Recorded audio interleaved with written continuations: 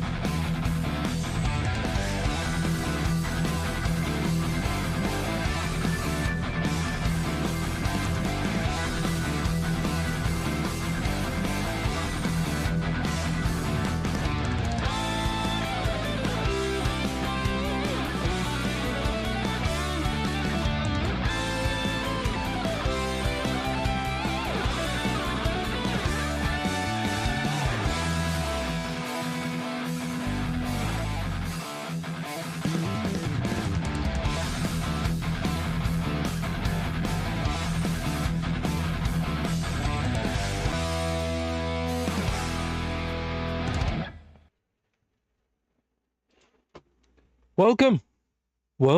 Can you hear me? Welcome, it's BZ in the Neon Doom Room for another sterling, fantastic, wonderful, unbelievable, heartbreaking, stirring episode of the Doom Vlog. Oh, I just call it the Doom Vlog. But I was wondering if you can hear me. Can you all hear me? Can you all hear me? Do I need to ask you again? Can you all hear me? I'm pretty sure you can hear me. I can see the little lights flashing on the technological wonder that is my computer, telling me that my microphone is indeed working. I should probably be just a little bit closer to it though. Welcome, guys, to another episode. I was unsure about how I was going to squeeze this in today, but I got it done. I'm here. Look at me. I'm here. And look, you might notice as well, there is a movie playing up here, right there. One of my favorite movies. In fact, I'm not sure if I'll get in trouble for this one, but excuse the heck out of me. I don't know if I'll get in trouble playing this one because this one is it's a classic. It's a science fiction. One could almost call it a comedy, but it's not really a comedy. It just has that 80s comedic kind of backbone to it. It's a science fiction movie. And I want you to guess what it is. What is it? Can you tell me what it is? It's playing up here. You've got about an hour. I'm not going to do a super long tonight. I don't have a lot to show you. I'm back. So I thought I'd do a Doom vlog tonight on a Saturday, get back into the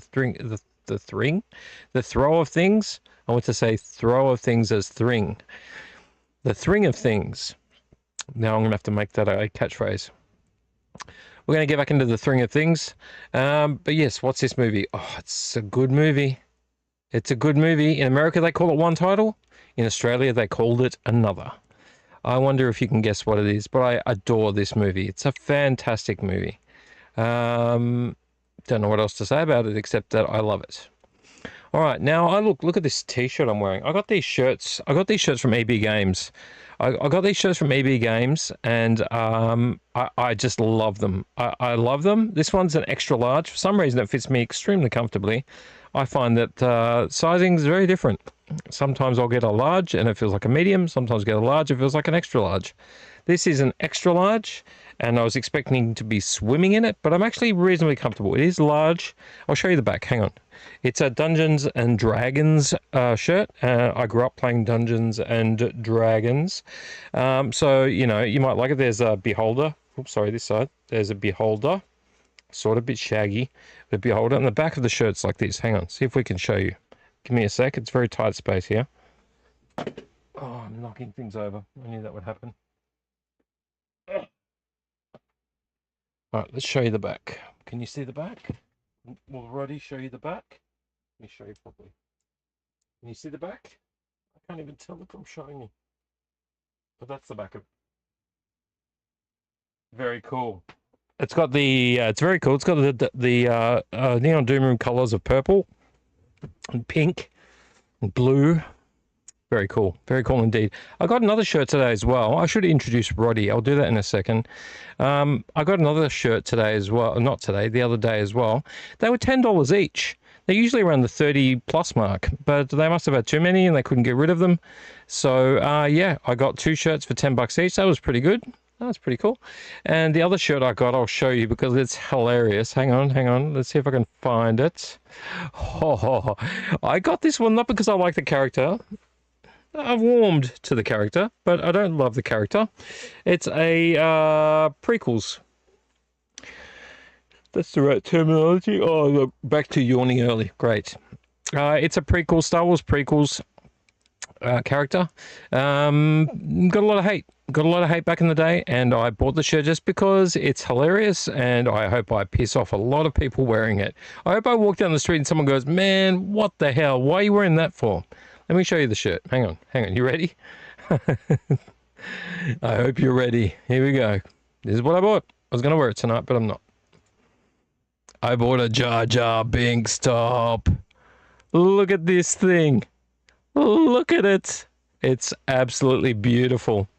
Look, I've seen Jar Jar and a few other things, obviously in the prequels and in the Clone Wars.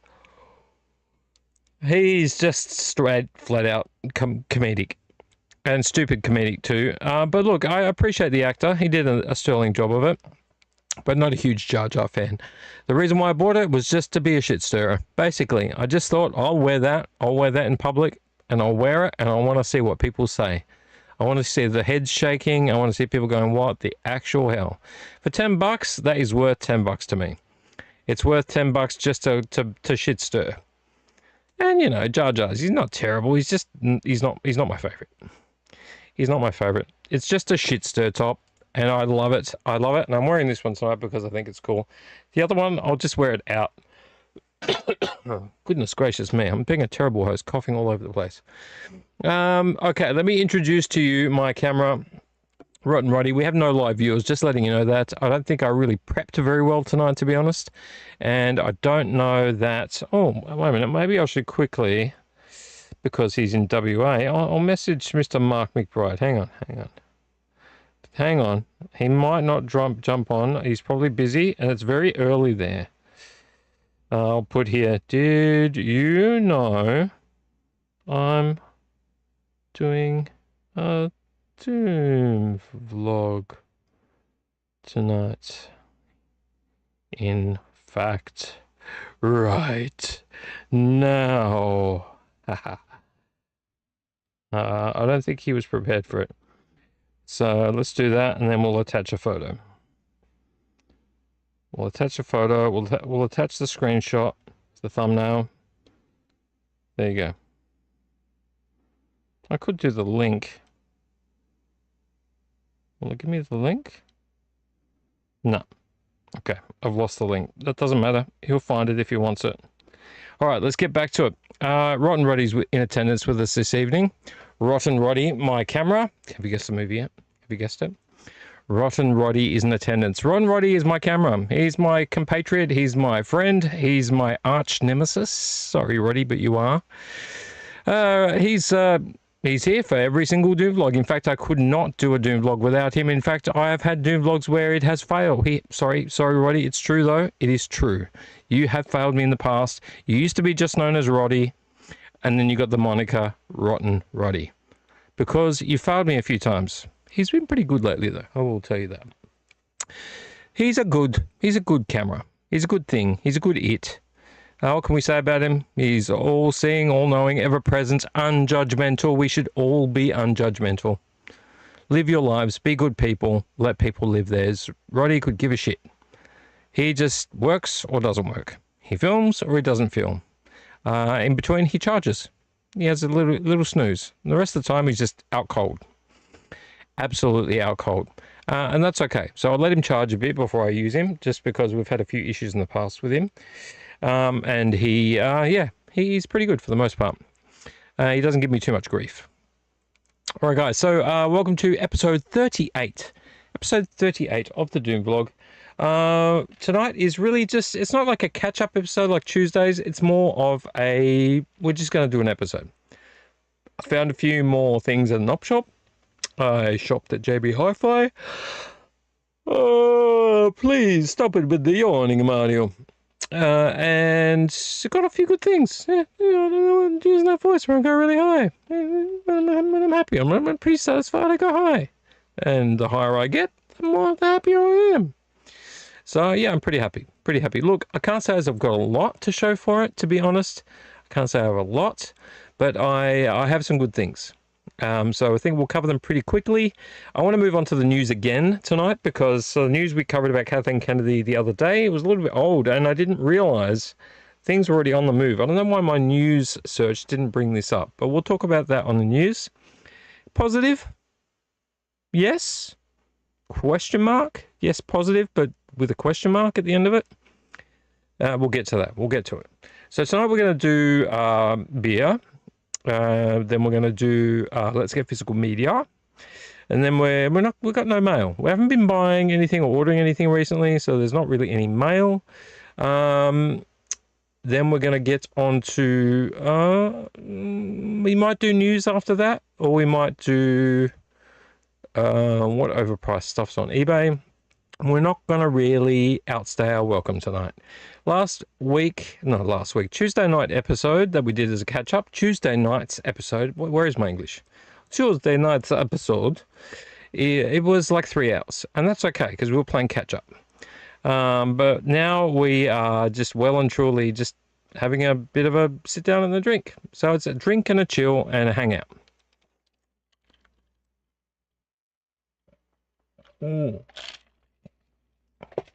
I need that. Today's been a big day for me. I'm a little bit sunburned. You can see little bits of, some of it's reflection of light, but I've got some sunburn. I wore a singlet today, so I'm sunburned in a weird way around here in my arms. And you might ask, well, why are you sunburned? Why are you sunburned? Hey, that's a very good question, visitor, because I'm sunburned today because I was going to be building a shelf to slide into this section down here because, you know, I'm all about negative space. If you know me well enough, you'll know that I will use any space I can in this room. This room is like a vortex. How many things can I fit in this room? I've got a glass cabinet just down here that you can't really see. It's got some of my figurines in it. Not very good for the dust. Lets a lot of dust in, but it's a little square rectangular kind of thing. And I'm going to move it forward, but it's because it's glass and this chair behind me is in a tight space. It's going to hit that. I'm going to pull it forward and put a backing board against it, and a shelf on top because I've got a cassette thing that I'm going to put on top of it that we're going to open one day, so I can play my cassettes on it. And that will leave this gap that I've got on this side on that side against this thing here. So because of the width of this up against the wall, which you can't see over there, I'm going to make a vertical shelf. I haven't decided whether I might put all my CDs in it because really, honestly, I want to show off my CDs, but I want to be able to roll it out. So it's going to hide behind the glass cabinet. And when I want to use it, I'm going to slide it out on wheels because I love that shit. Use your negative space. Well, I can't fit any more in. Yes, you can. Let's figure it out. If any, like Mark, Richard, any of the guys that visit me in the vlog have been in my room, they can tell how much negative space I've used. It's going to roll out of here and it's going to have stuff in it, whether it's movies or CDs. Don't know, I'll figure it out. And then roll back in and the bench top on top and a cassette player. But I didn't get to build that today. I have it ready to go. I need to cut and add extra stuff to it. But I couldn't do it today because today I had a long overdue cleanup of the shed and a few things in the backyard that had to go out. The shed, now my shed, I'm going to pour the shit out of here. This studio exists because this studio next to my wife's studio, she's got a room, well, we call this a studio, but it's really, used to be my art studio. Now it's literally just my Neon Doom room. It's the pop culture movie room, TVs, monitors, toys everywhere. Next to mine is my wife's studio. She's a working artist, She does her own thing. She's got an equally large studio, slightly different layout. But this was our garage. This was our garage. Look, that sounds so English. This was our garage. And because the garage had to be emptied, we needed still some garage space. So behind the movie that you haven't figured out yet, this movie up here, behind this is a door. I blocked the door off because really I need the space. What happens if there's a fire? It doesn't matter. That door's locked on the outside. The garage door's locked on the outside. So I could never escape anyway. Touch wood. I've made this. This is wood. Touch wood. That never happens. I've got safeties in place. But behind there is the remains of our garage. Now, I'll show you a photo in a second. That garage is literally about half the size of this room. Literally, because we're thinking, well, how do we use the garage and how do we keep it to a minimum? So like, let's make it a small garage and then we'll make sure we keep everything to a minimum. That hasn't been perfect. I'll tell you, over the last couple of years, that garage at the front, which I'll show you a photo of it once it's cleaned, was packed full of junk and stuff up to the door. You couldn't even get in. You roll up, do the roller shutter up. You pull up the roller shutter. Where is my English? You pull up the roller shutter and you can't even go in. From the roller shutter back to the remains of the small shed was just stuff. So everything from lawnmowers and collectibles and, you know, stuff from the house and stuff from this and that and all of the stuff that's been packed away. The kids don't want all that stuff. And yeah, my wife said, when are we going to get around to it? I was like, I'll do it this weekend. I'm going back to work Monday. It sucks. My leave's pretty much all over. Can't believe it's happened so quickly, but it was good to hang out with the kids. But I'll do it today. And I left it today. I had a cup of coffee, made a drink, sat and looked at my phone, and I was like, oh, I better get onto it. By then, the sun was on that side. I was sweating my butthole out. And I'll show you what I achieved after 4.5, 5 hours of work. I pulled literally everything out, give or take a couple of things, moved some shelves around, added the table in there, and literally allowed myself a bit of space. Now, I'm not going to show you this for very long, mostly because I don't want you to sort of look at my life, but I have room now in there. So one of the things that I didn't have room for that I shoved in there was all of my VHS tapes, DVDs, books, cassettes, things like that that I had from my store. My leftovers and the things that I didn't really want to shove in this room that I still like, but I don't have any room for. So I managed to have a collection of VHS tapes in a place that I can get to them. Not easily, but easy enough. So let's just show you what it looks like now. Here we go. This, how do I explain it? Because I can't use my pointer. This is the new shed. Now you might say it looks messy. Well, sure, it looks messy, but not messy. You can see my lawnmower. I've got access to the shelves. All of the shelves, I've had to put a shelf on its side. But you can see those boxes on the desk there. I put the desk in there, so I've got under and over space. All of that, that floor space from the door of the shed over to the other door of the shed, where you see that basket on the floor, that was all full. That was all full, nearly as tall as me. You couldn't get in there. You open the door and you'd be like, how do I reach the back? I don't know how I'm going to do this. So now that's all been pulled out. The grates were all cleaned down below in the little corner there. All those grates lead to a water drain. I cleaned them all out. They've got like a mesh over them. I put mesh there to stop the dirt getting in. That was my little, using me brain, using me coconut. Let's have a look from another angle. These angles are just showing the depth, really. The shed is not very deep. It looks messy, but actually when you walk in, it's actually quite clean. You can gain access to pretty much everything. The box, the big black box, the box in the corner there, that's my toolbox from when I worked in film. That was built for me by somebody else in my team. And above that's another toolbox with all the stuff. Pretty much everything that's in there is, for the most part, maybe 60% of it is leftover stuff from when I worked on film. There's some other stuff chucked in there as well. So I'm thinking of removing all of those toolboxes and keeping it really minimal. So we'll figure that out later. Anyway, it's not to show you or get you to pry into my life, but this shed here looks 100% better. Like for me to win, my wife's happy. My wife's happy with it. She's very happy. There's a lot of room. We can open it. We can get to things. It's not like it was before where we open it and then we shut it again and think we'll do it another day. So very happy with that. Very happy indeed. Once again, all those boxes on the desk there, that's all it's all VHS and DVDs. So I've got the room to put those away without having to worry about it. And they're at the back where the wind and the rain don't sort of get in and under and around. So very, very happy about that. Anyway, I just wanted to share that with you just because that was my day today. I was in fact trying to get on with building some stuff for myself in here. But I like that little shed. I just want it to be neat.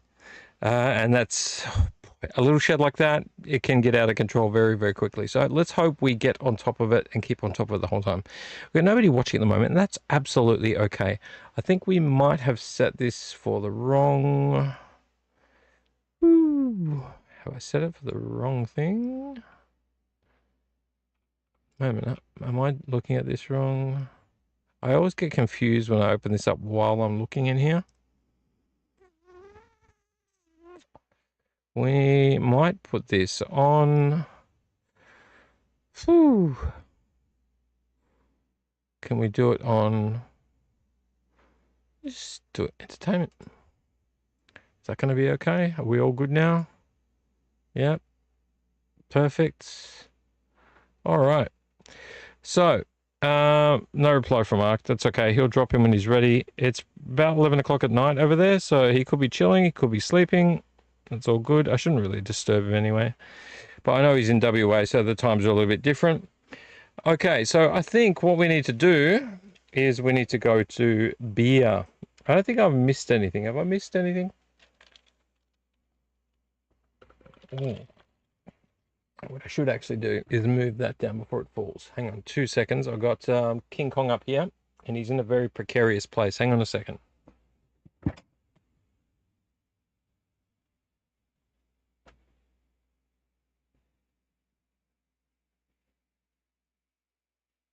Sorry, Master Kong, you need to move. You're great, but I've got to find a spot for you. How beautiful is he? He's so beautiful. I love this guy. Look how big he is. He's a big boy. He's a big boy. Now, where to put him? I got no idea. I picked him up, now I got to put him down. You can sit down on the floor. I think it's probably the safest spot for you, on the floor. And we'll move that down as well, because that's not a very good spot for it. One day I'll show you my little secret VHS hidey spot under my desk here. Use every bit of space you can do. That's my rule. Use every little bit of space you got. Otherwise, you don't win. You do not win. All right. I think it's about time we move on to one of my favorite episodes. I think I'd like to call it...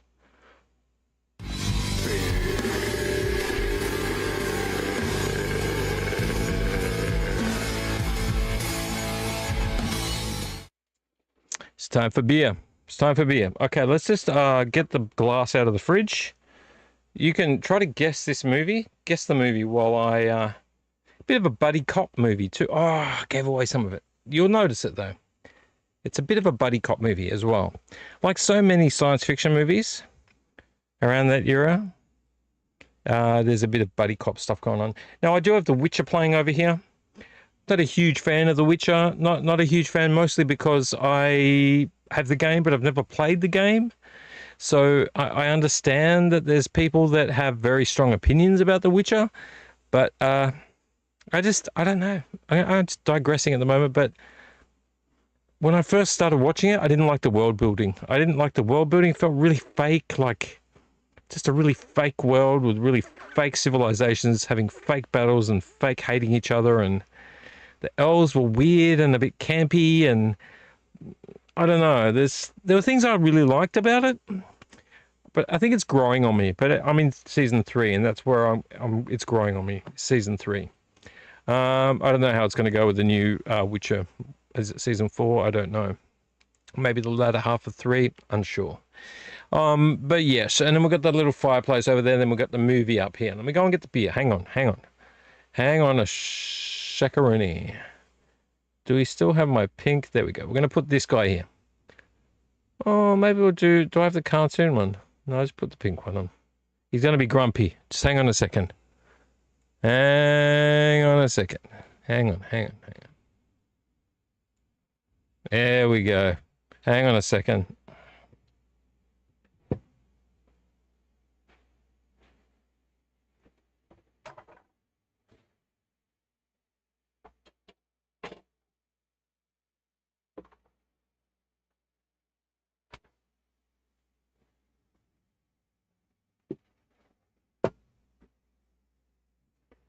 Okay. All right.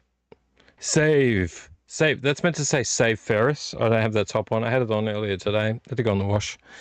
But it just says save there. That's a bit of a weird one, isn't it? Let's go back to Roddycam. Oh, goodness me, I've lost Roddycam. There we go. All right. So, look, this isn't going to be a whole, like, try this beer out. It's an amazing beer. It's just a beer. We're having beer. Here's my very chilled. You can see how chilled it is. Chilled. Hard Rock Cafe Phuket glass or Phuket. Phuket. It's a Phuket glass. Phuket, guys. Hard Rock Cafe. We've got our beer. We might have to add a second one. It's Aldi. It's an Aldi beer. It's an Aldi beer. I'm not ashamed. I'm not ashamed. It's an Aldi beer. It's a Storm. It's a Storm Brewing Company, and I think where's the percentage? Oh, I've lost the percentage.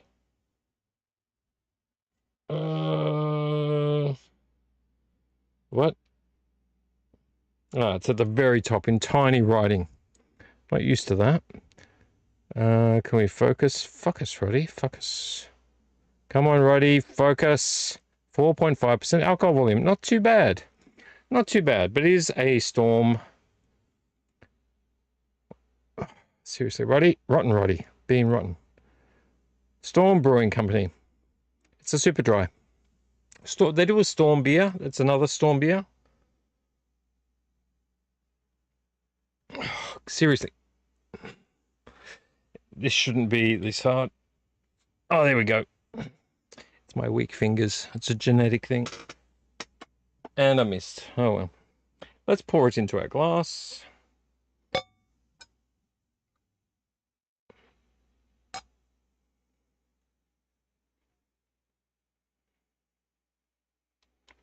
I think what we need to do is we need to add another one. That's what we need to do. We can't have a glass this tall sitting like this. That's not going to happen. So let's get another beer. And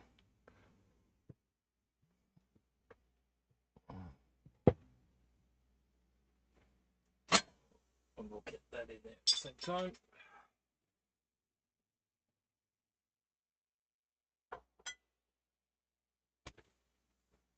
All right, let's crack this open. Have you figured out the movie yet? It's not a really good scene. You can see who's the main character. Who's the main character? Who's the rock and roll looking main character? Oh, seriously. Just open. There we go. Oh, I missed twice. Far out. Not doing good. Let's top this up. Oh, yeah. That's the way. That's more like it. Not too frothy. That's good. Save the rest to do a bit of a top up. Might as well drink it now. Yeah, Storm. Yeah, it's a dry. It's nice. It's not, you know, it's not terrible. Let's give it a go.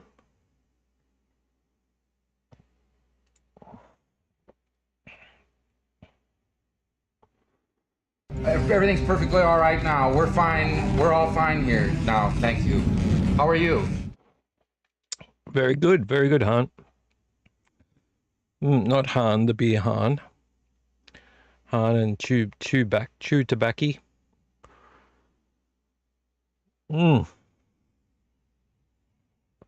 Let's do a hygiene check. Do a hygiene check of the channel. Nothing's happening. It's weird. Don't know what's going on. But that's okay. We are going to try to make this swift. We'll drink this beer while we're talking.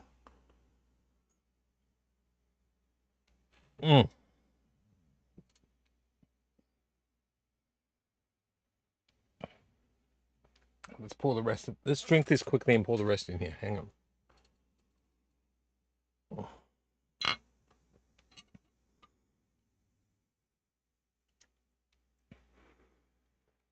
There you go. There you go. All right, we'll set that to the side. We'll move the bottle away.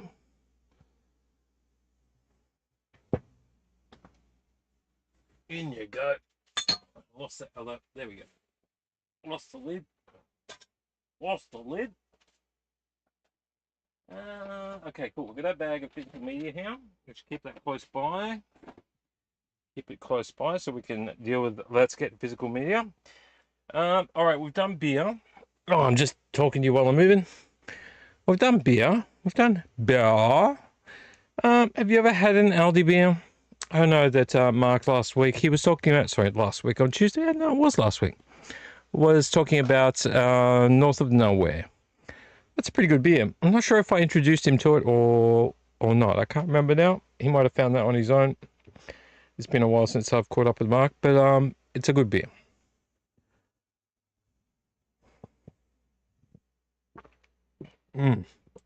Okay. Wet the whistle.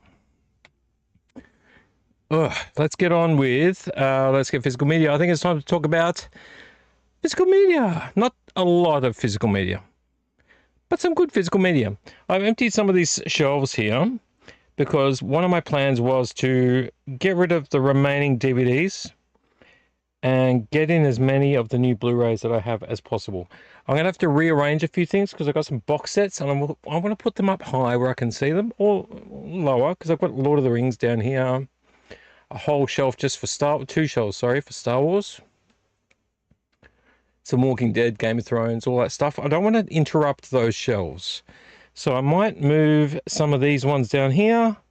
Like I've got the New Kids and Death Valley, Hobo with a Shotgun. There's box sets here, or sleeve sets, that I want to sort of keep all kind of together. So I might move my full moon set. And my, which one is that? Kiwi Cults? Maybe my Alien Anthology, because I've got other ones that need to join up. I need a little bit of time. I haven't really had time in here. That's the problem. I don't know if you have access to your physical media. Some people have them in their house, and that's great. If I lived on my own, it would be in the house, and I would arrange it from there. But it's in the studio. My kids are not going to want to watch half the crazy shit that I watch in here. And some of that stuff is not good for them. Like for us, Gen X, I can't speak for any other generation, but for Gen X, we watched a lot of crazy shit when we were young. You know, like we saw stuff that we should never have seen when we were young. And we grew up on it. We learned to love it. And that's just the way it was. But I can't, my younger kid is not going to deal with that. My older kid, teenager, maybe. But I'd prefer not because, you know, I've got two girls. So I don't want to, like, overwhelm them with the stuff I was overwhelmed with as a young man. Different time, different people, different generation. Anyway, so let's get on with, let's get physical media. Don't really have anyone watching. Do we have any response to not to our text message, but just a response in general?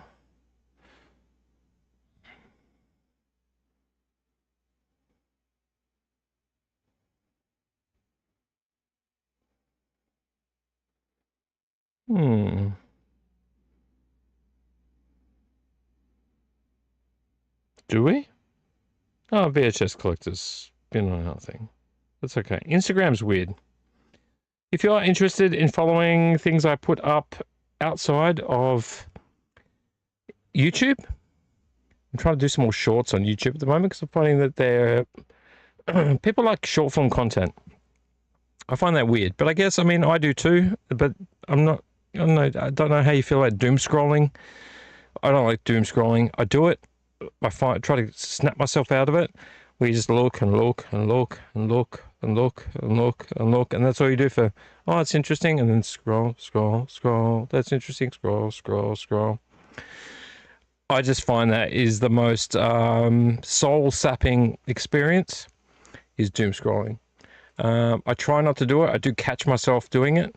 It's not something I'm very proud of, but it does happen, and I guess that's just the way it is. Instagram is very short form. I've been trying to amend myself a little bit by doing reels on my terms, where I make the reels around 30 seconds to a minute. At least then I can do something with it. And on YouTube, it's just, I guess at the moment, it's just a Doom vlog. I am going to try and do some other things soon, but back to, oh, did I just burp? Back to work on Monday. So that's going to be a very unsatisfying reunion, but that's okay. It is what it is. That's what work's supposed to make you feel like, is that you can't be a millionaire and you can't live your life at home. But one day we will do it. Now, let's get physical media. Let's get physical media.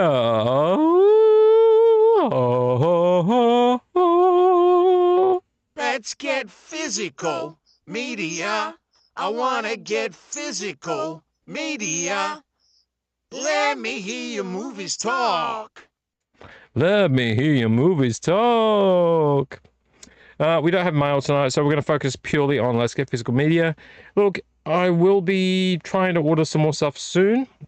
I'm reaching a point at the moment with my collection where I've been trying to play catch up with JB Hi-Fi.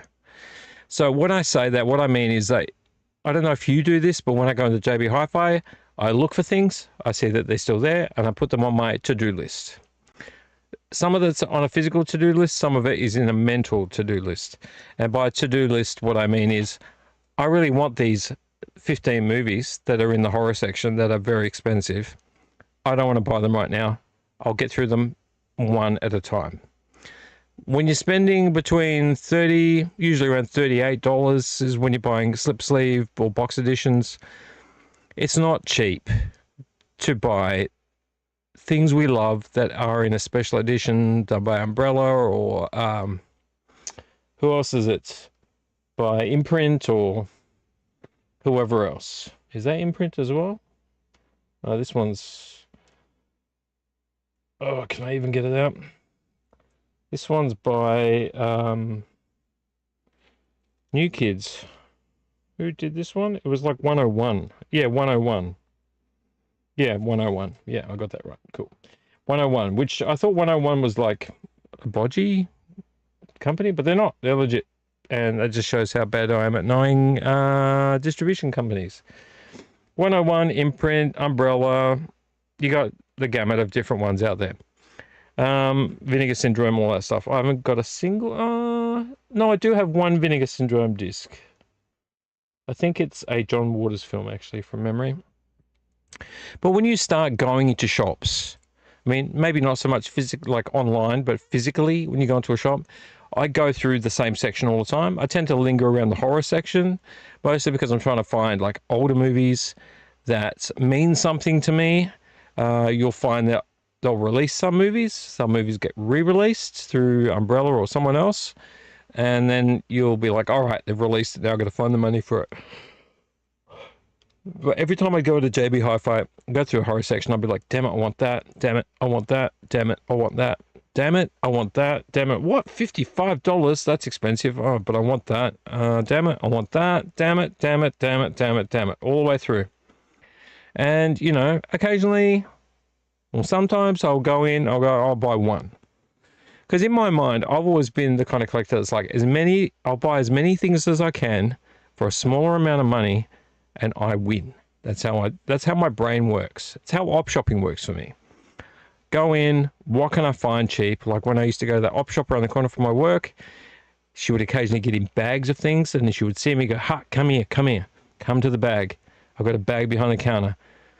And I'll be like, DVD or Blu-ray? Blu-ray. Cool. Because I know that store does Blu-rays for $1. They might have just upped their prices recently, but they used to do them for $1. So I knew that if she had some good shit there, I was only paying $1 each for a Blu-ray, which is a fantastic price. Like, you couldn't beat that price unless they were 50 cents each. And then I might go, oh, look, there's this and this and this and this. And I come away with 10, 15 things. And I've showed you some of those things in previous Doom vlogs. I might pay $15 for like $150, $200 worth of Blu-rays.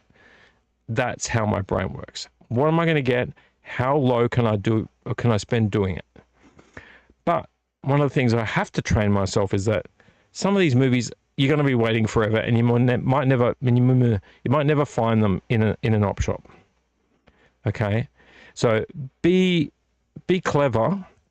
Try to either save for them or wait for a sale, or catch JB out wrong sticker scenario like I did last time when I found what did I find? Repo Man. Where I found Repo Man. There's a $35 movie on Blu-ray, and I found it with the wrong sticker on it, 2 for $20. And I happened to find one other Blu-ray, The Exorcist with Russell Crowe, also had the wrong sticker on it. So I got 2 Blu-rays for $20. It was a $35 movie. The other movie was maybe a $25, $30 movie. So you're looking at like $60 for $20. $10 each. $10 for a $35 movie. Craziness. That's where my brain works. What can I do to make my life easier? So that's a long-winded response to let you know that I've had to shift my mentality. My mentality has had to be shifted to try to find things that I want before I lose the chance to own those things. Once you end up on eBay, you've kind of given up. And I don't mean that in a bad way. It's just that at some stage, you're going to hunt for them, and you're going to be like bartering with eBay's system. It's going to be like a $35 movie that's $50 on eBay, and then you're going to keep watching it and watching it and watching it. Will it be 50? Oh, he's put an offer thing on it. I'm going to put an offer on it. I'll do it for $40. No, he won't accept $40. And you're just living like that.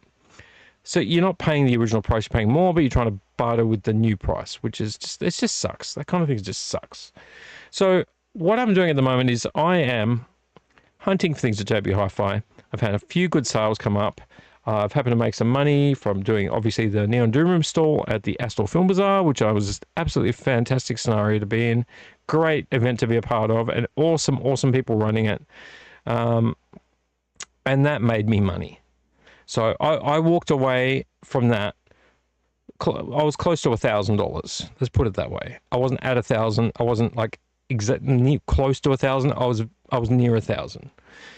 So I got to put a bit of money here and a bit of money there and look after this and that. And then I got to go out and buy a bunch of box sets that are normally in the $80 mark that I found on special.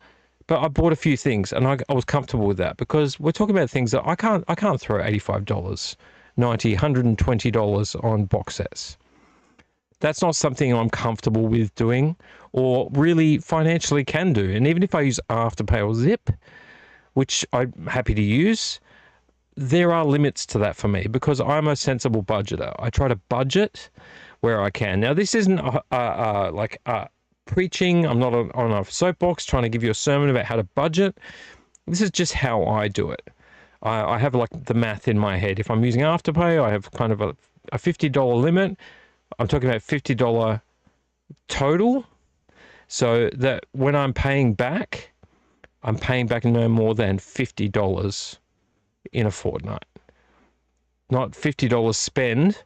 So if I bought something for, say, $100, that's $25 a fortnight. That takes $25 out of my $50, because $50 a fortnight is affordable. So you're getting a bit of an insight into the way I work.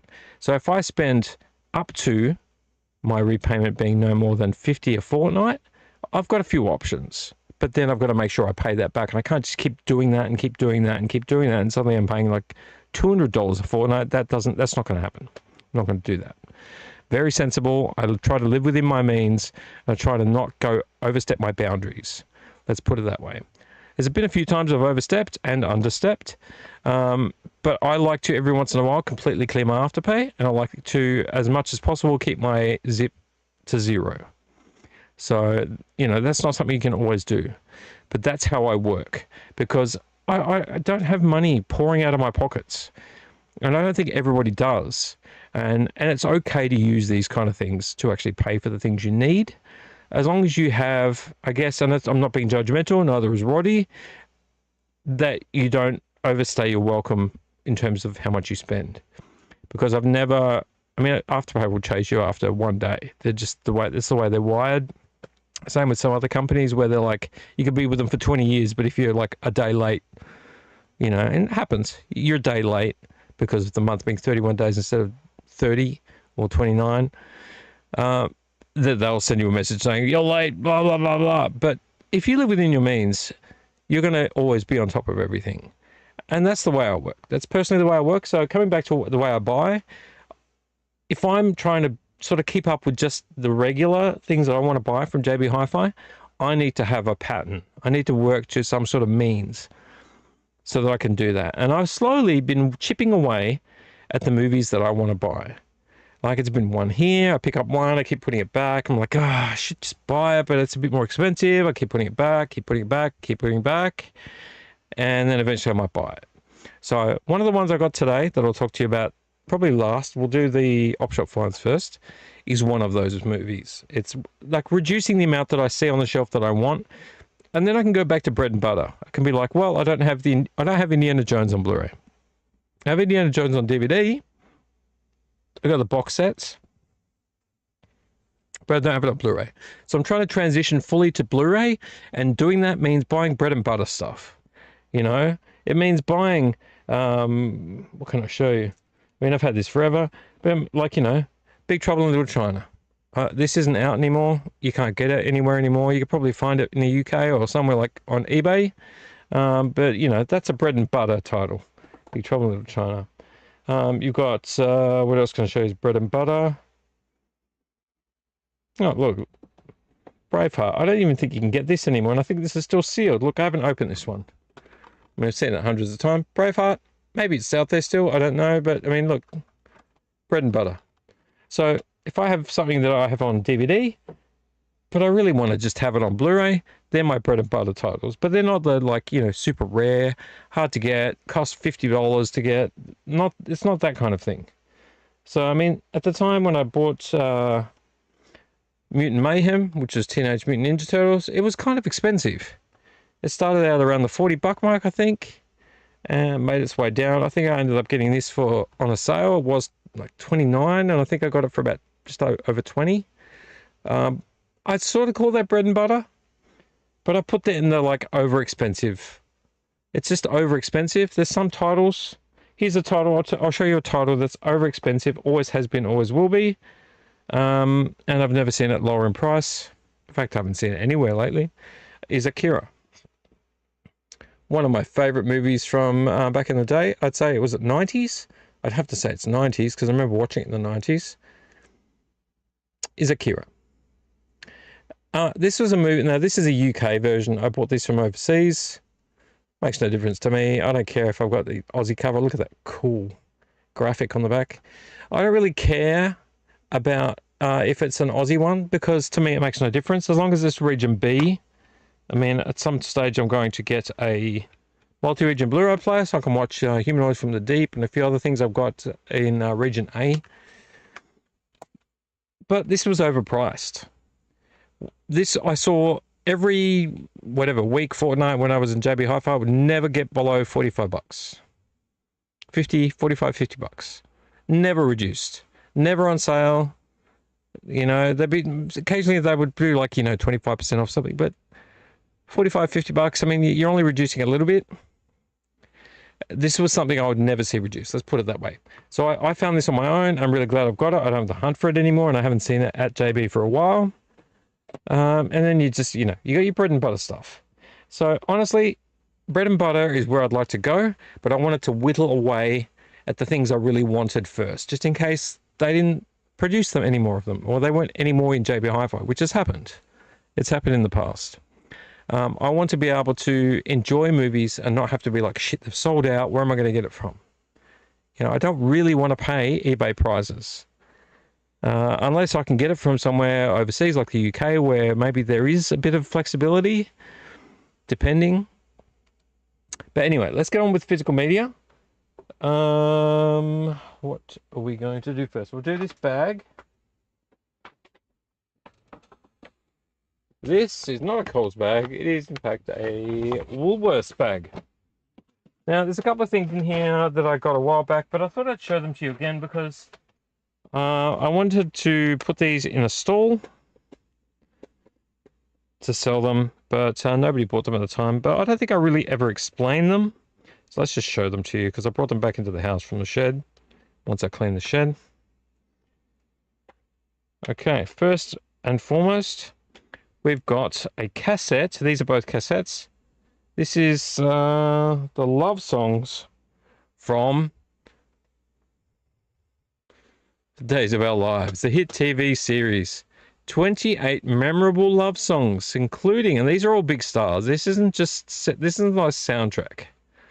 Gloria Loring, Sheena Easton, Linda Ronstadt, Aaron Neville, George Michael, Roy Orbison, Kenny Rogers. It's a twin cassette. Peter Gabriel and Kate Bush, Joe Cocker, Patsy Cline, The Drifters, Bonnie Tyler, just to name a few. So you've got a double cassette, essentially. I'm not interested in it, but I saw it and was like, oh, someone's going to love that. I mean, it's pretty cool regardless. Do I want these songs? Some of these will be good songs. For sure. Days of Our Lives, not a show I really miss, but very much a memory of my childhood. But there you go. So yeah, I will try and sell that. I thought I'd bring it inside. I might try to put it on eBay and see if I can get something for it there. But first I thought I'd best bring it in out of the dusty shed. The second thing other people might like. Anyone a fan of Doctor Who? It's getting a bit hot in here. Let me just see if I can turn the fan around. Hang on. That's a little bit better. So it's quite warm in here. I've got a lava lamp. I think that's sort of heating things up a little bit. Oh, it's a bit better. Okay, so anyone a fan of Doctor Who? I think this is just a soundtrack. Yeah, this is just a soundtrack. It's really cool. I'm not a massive fan of Doctor Who, but you saw that I found that sealed copy of the Doctor Who VHS of Invasion Earth, Dalek Invasion Earth. Well, this is the cassette for Doctor Who, the music. It's on cassette. Did I say it's on cassette? I think I said it's on cassette. The cassette is a little bit cracked in the middle. That doesn't matter. You can replace that. The BBC Radiophonic Workshop, Doctor Who, the music. It is done sideways like that. BBC Radiophone Workshop. And it's literally got, I don't know what this, I think it's a price sticker. It's very old. Look, $10.99. Doll. Is that dollars? And the numbers at the top, I don't know what they mean. You've got the Doctor Who original arrival, the Sea Devils, Megalos, Nissa's theme, Cassia's wedding music, the threat of Melkor, Exploring the Lab, Nissa is hypnotized, the Leisure Hive, Amiga Field Force, Ergon threats, termination of the Doctor, banqueting music, TSS machine attacked, Janissary Band, Subterranean Caves, Requiem, March of the Cybermen, Doctor Who theme to the current series. Very cool. Very cool indeed. There's the cassettes, very old. I don't think anyone really noticed that amongst all the stuff I had at Astral Film Bazaar, but I'd like to see if I can sell this as well. I'll try and check it out on eBay. I haven't checked it out properly. Who's got the time to do all the checkouts? Well, I wanted to show you that. That's pretty cool as well. All right, moving on to physical media. I need to drink a beer. I'm getting hot just talking in here. And it's nearly 3 a.m.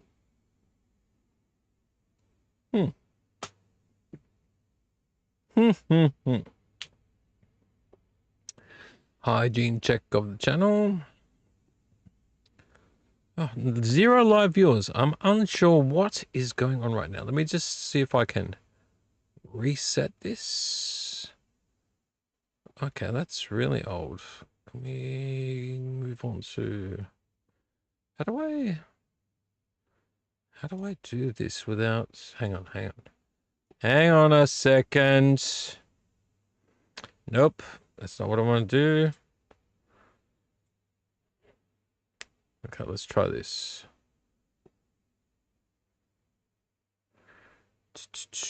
That's what I want to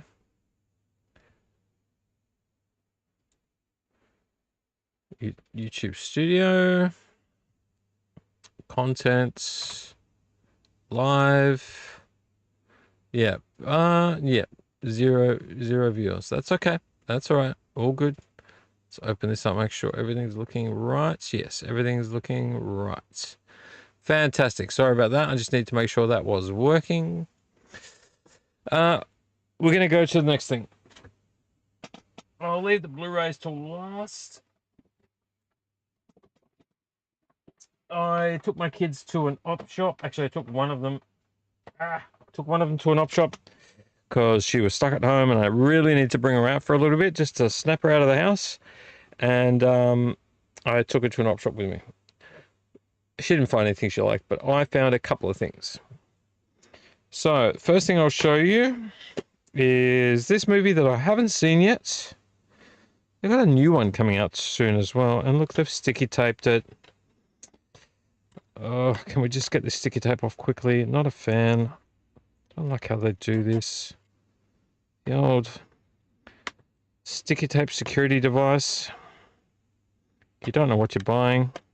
Most of the time, I will tell you, when I buy things from op shops, they tend to be reasonably clean. It's not always the case. Seriously, I hate picking sticky tape. It's a pet hate of mine. There we go. Goodness gracious me. All right, I really wrecked the case doing that, didn't I? Is a $2, very expensive copy of the Tomb Raider, or just Tomb Raider.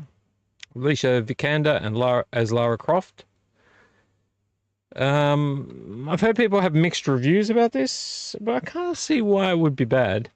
I mean, I understand being a picky man myself about physical media content in terms of it being based on story. So for me, something has to be good as a story. So I want to be able to believe the characters. I don't want politics in it. I don't want there to be like, or I have to make the women the strongest and the men are stupid, like the new Ghostbusters, which was just purely offensive. It's like, don't get me on a soapbox. I get it when it comes to movies. Having strong women is important. I'm always been and will always be a firm believer in strong female characters. I want that too. But what you don't need to do is you don't need to go, well, we're going to make the women better than everything and we're going to make the men dumb. Because when I was thinking about it today, when you do that, all you're doing is doing it hatefully. It's spiteful. It's revenge. Why do you need to do revenge? Why do you need revenge? Yes, the world's full of dumb men. We get that. I'm very understanding of the fact that the men in this world are the predominant, overwhelming, domineering species. I don't like it either. You've got Kathleen Kennedy in Disney, who is, women this and women that. But then you look at the stats. Please go out and look at the stats for Disney. She's saying equal. And then you look at it, pretty much all of the women that she's got hired are making 30%, 40% less than the men. So it just doesn't make sense, right? Disney saying what they're saying, they should be leading the way. If she's pro-women, which everyone should be, she should be paying them equally. So what I don't want in a movie, just leading back to it, is I don't want to watch people being spiteful. Not that men don't sometimes deserve it, but then watch movie after movie after movie where the women are just essentially men and the men are dumb. That's not reality. That's not how the real world works. It doesn't matter if it's right or wrong. You just got to have good dialogue. You got to have good story. Look, I'm getting on a sidetrack. What I guess I'm trying to say is that some people think that this movie is shit. I haven't watched it, so I don't know. Oh, the character isn't portrayed right, this and that. She's not good. She's like completely different. Some people are saying that she's just a man dressed as a woman. No, I don't mean that literally, but like, people are saying that like she's just got the physical prowess of a man, but she's a woman. I don't really care. I just want a good story, and I want her to be believable. I've always said it. I'm always going to keep saying it. Give me characters of any kind, any walk of life. I'm pro LGBTQT. Oh my God, I can't say that right. LBGQT. I'm pro trans. I don't care. I don't care about any of it. Be you in a movie. You know, black, white, every other culture. I don't care. Be in a movie. Make it equal. Make them good. But make it a good story. And make the characters believable. Make the dialogue interesting. Structure your story so that I can be invested. Because as soon as you get a story, don't care if it's this or anything else, you get a story and you start going, men are dumb, girls are the best. Why? Why do you need to do that for? People don't want to watch a movie where they feel offended. People don't want to watch a movie where they feel like they're being targeted. People don't want to watch a movie where they feel like, what's the point of this story? You spent a quarter of it like preaching and the rest of it's like just action scenes. Give me good characters from any walk of life. I hope this is a good movie. There's a new one coming with, oh gosh, what is her name? From Game of Thrones. Give me a second. Hang on. Hang on a second. We're going to say, let's go. Tomb Raider. Is it 2026? Yes. Okay, cool. Sophie Turner. Game of Thrones, right? We could use this as news, but we're not. She looks good. She looks cool. I haven't read any reviews of people right now. I'm sure there's some haters out there. Prime Video's unveiled the first look at forthcoming live-action series Tomb Raider, starring Sophie Turner as video game icon Lara Croft. Yep. Greenlit. Cool. Let's just give you an image. Hang on. Why do they always put these horrible ads right in the center of the page? Hang on. Give me a second. Give me a second. Desktop screen. Sorry, I didn't have that right in the middle. Sophie Turner, look at her. She's got me. She's a good-looking girl anyway. She looks good in the Lara Croft outfit. Oh, some of the men will be like, oh, she doesn't have big enough boobs for Lara Croft. Well, look, let's be fair. Lara Croft in the games that you played had triangular boobs. It's true. Back in the day, she did. In the new movie, you had Brad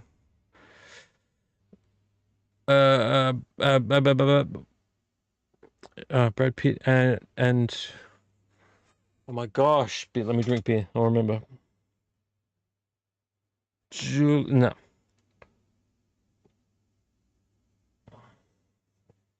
Brad Pitt's bow. Oh, doesn't give me anything. But that's cool. She looks good. Look at that. It's cool. The sunnies look good on her too. Color of the top looks right. She's got that like whatever it is she's wearing over the vest thing. She looks good. And I'm forgetting. Oh, where's Roddy? Come on, Roddy. Seriously. I gotta fix my bumper. There we go. Roddy came. Brad Pitt and you know who I'm talking about. Having a brain fart. Can we just do hang on, Tomb Raider?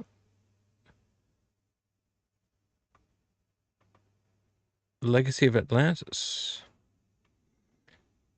When was the old Tomb Raider? 2000 and something, wasn't it? Tomb Raider. Oh, that's just 2026. Let's go 2008.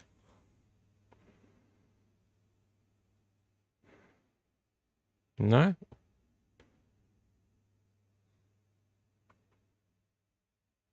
Oh, but you can see by the triangular. Hang on, let's go back to desktop screen.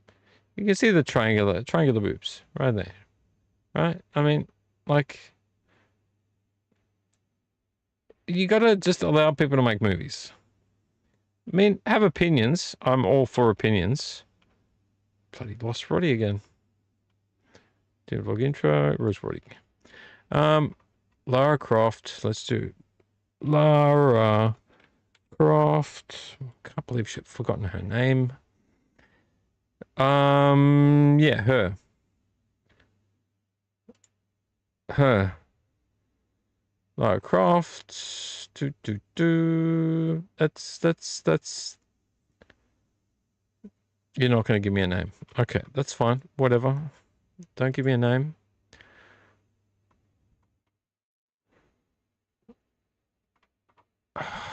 My brain cannot tell me her name. Tomb Raider. Angelina Jolie. Oh my God. What is wrong with me? Seriously. This was Angelina Jolie. That was Angelina Jolie. Can we magnify? Angelina Jolie. Look, she looked good in it. She looked good in it. But, you know, different time, different choices. I think she was pretty cool in it. 2 movies. You didn't get much out of her. Back to Roddy Camp. I just think that when you have a movie like that, I mean, you could have someone like this. I think she looks pretty cool. I mean, her acting, I don't know. I'll have to judge it when I watch it. You don't want people to be overpowered. You don't want people to be... Let me just check the disc on this too. You don't want people to be overpowered. Smudgy but clean. Not too surprised how clean it is. You don't want people to be overpowered. One thing I hate more than anything else when you make a movie, whether it's a guy or a girl, I don't want them to be overpowered. I don't want straight away someone in the story becoming the hero and then they're dominating everyone. There's no fun in that. You need to be able to be, once again, male, female, any background you like, you need to be able to be worried for their life. That's the way it should be.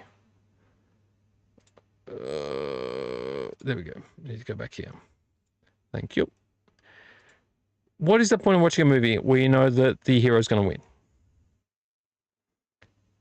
Why bother? Why bother watching a movie? You're like, oh, the hero's going to win. We know the hero is, for the most part, always going to win. But you need to feel like their life's threatened. Oh, they could really die here. That's part of good storytelling. So whatever you do with a story, whether it's Lara Croft or Indiana Jones or, God, Disney, any Disney movie, you need to have believable characters that are not overpowered, that haven't learnt naturally by instinct all the things that other people have to struggle in life for, i.e. Luke Skywalker versus Rey. And I liked Rey at the beginning. No one should be that overpowered. No one should just know how to do things. That's a failure.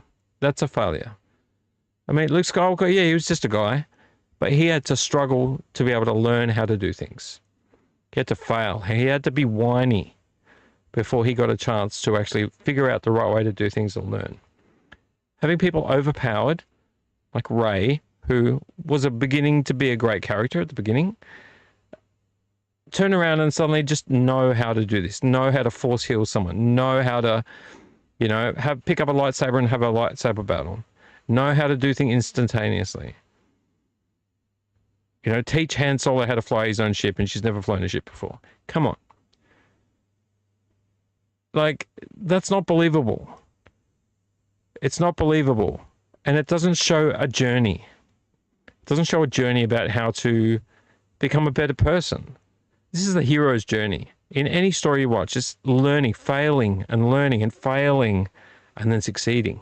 And the succeeding makes you go, yeah, come on, get in, get it. But if you're like, oh, Act 1, picks up a lightsaber and uses it. It's like, it's a bit hard to root for you when you're like already like winning. Taking on a dark side user in your first movie. Come on. Anyway, I digress. Second movie I picked up on DVD. Is it sealed? Of course it's freaking sealed. Seriously. For fuck's sake, mate. For fuck's sake. Oh, here we go. Have I got it? I think I've got it. There we go. I've got it. I've got it. All right, the second movie I picked up on DVD, I'm adding to my carry-on collection, my naughty carry-on collection. Let's have a look at the disc. Some scratches, but for the most part, very, very clean. I got quite a few carry-on movies. I got a box set up there as well, somewhere mixed in. There it is. I like them. I grew up on them. I watched the carry-on movies when I was a kid. There was only ever really one part of the movie, maybe two, where boobs came out. Most of it was just naughty talk. But this is, yeah, I watched them when I was a kid. I don't know how I was allowed to watch that, but not horror movies. I've got no idea. This is Carry On Spying. They're at it again. Ooh. The Carry On collection. Carry On Spying. Yeah, just want to sort of build up my Carry On collection. I don't really care about having them on Blu-ray, to be honest. I'm happy with them just being on DVD. But there's some collections you get a bit invested in. I'm a bit invested in my Carry On collection. And this one, which, I don't know how it's taped in here. How did they tape this? I'm unsure. I don't want to scratch the... I've already scratched it. Great. It's a collection. And because it's got a cardboard case with sticky tape on it, in scratching it to get this tape off, I've already scratched the cardboard. Which is just very disappointing. How is this happening? Why is this taped like that? They've taped it inside one side inside of another part. Oh, I'm not scratching it so much as leaving indentations in the cardboard. That is very frustrating. Well, this is taped to the other one. Can I get the other one out? Or is that taped to it as well? Please come. Oh, that one's coming out. Okay, cool. This one is taped. It's taped itself. Ow, why are you doing this to me? Stop it. Okay. Can you come off? I'm trying not to show you on camera at the same time as I'm taking this off. Right, that's sticky tape. Oh, it's still taped on there. Come on, just come off.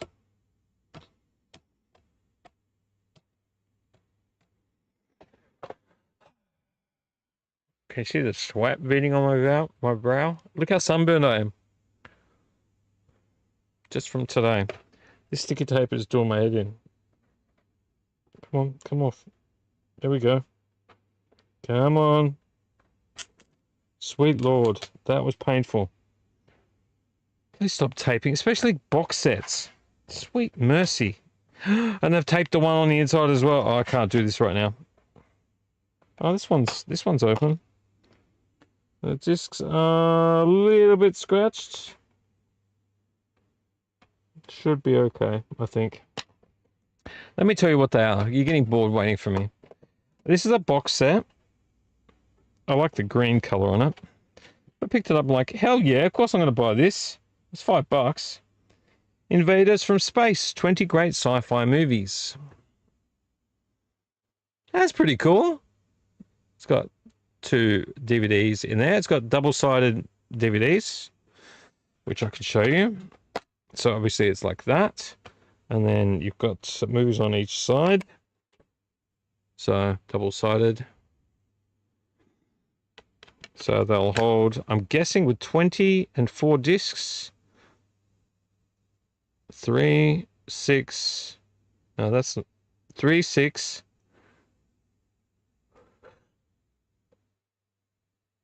No, it can't be 2.5. It'll be like 2 on one side, 3 on another, 2 on one side, 3 on another. So 10. And the other will have 10 as well. But what movies do we get on here? What movies do we get on here? Mark, you might like this. Mark, you might have liked this. Let's read some of the movies. You can see from the picture on the front, it's got a bunch of pictures on there.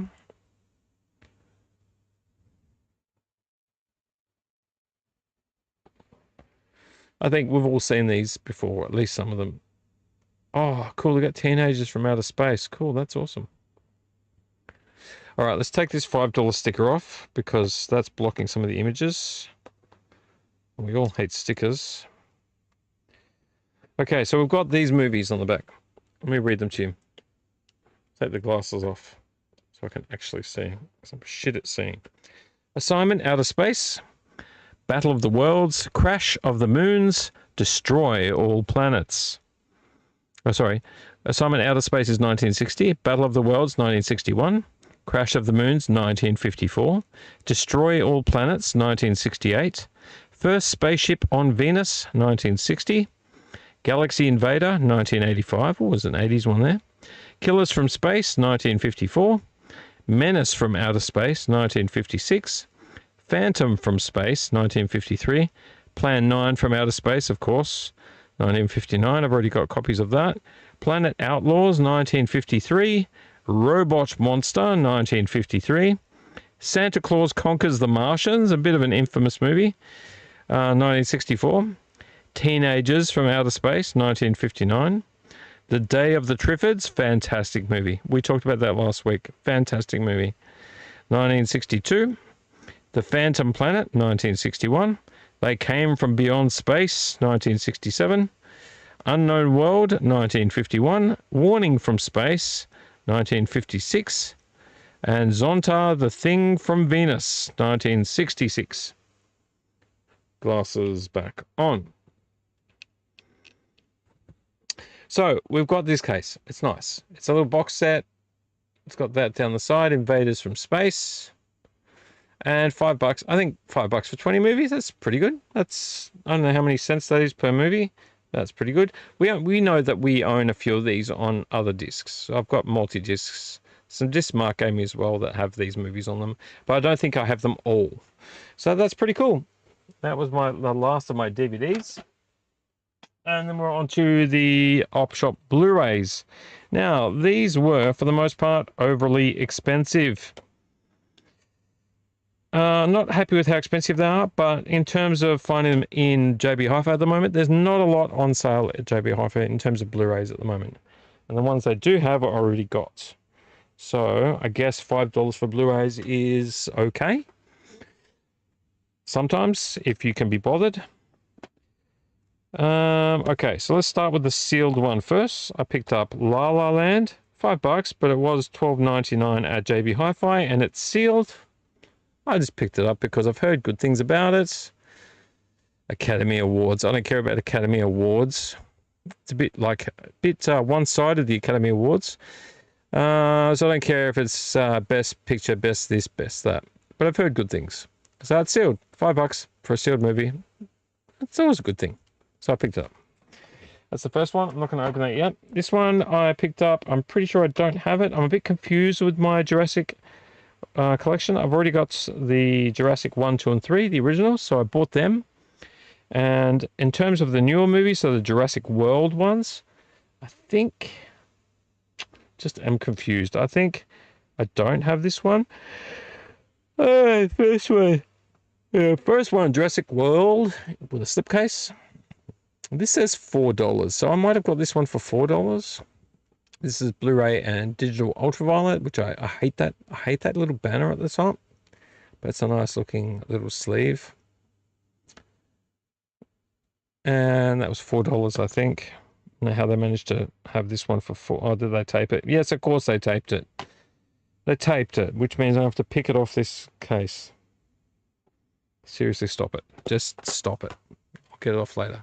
$4, but I like the metallic kind of look to it. It's a bit embossed. A little bit embossed on the outside.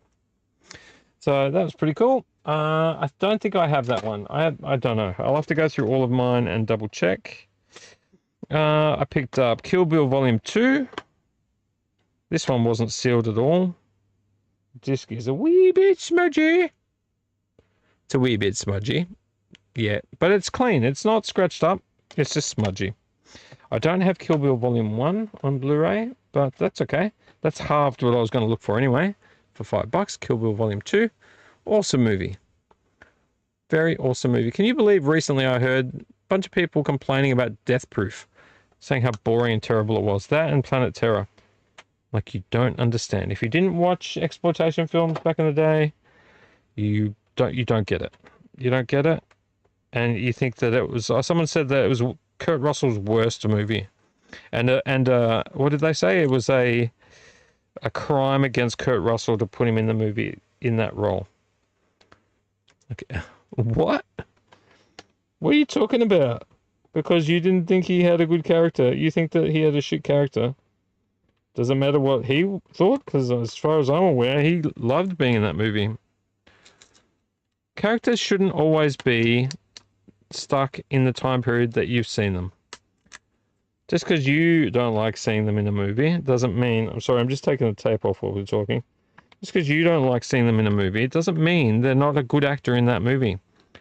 Kurt Russell's not always going to be the good guy. Or an anti-hero. Okay? That's just the way of it. You can't always be having things your way. Let's open it up. Let's have a look. Very clean. I love it when things... They're tiny smudges, but very, very clean. Why does it say it's A, B, and C? That I do not understand. Why is it... Hang on, who released this? Oh, this is Studio Canal. No, Studio Canal? Confused. Is this legit?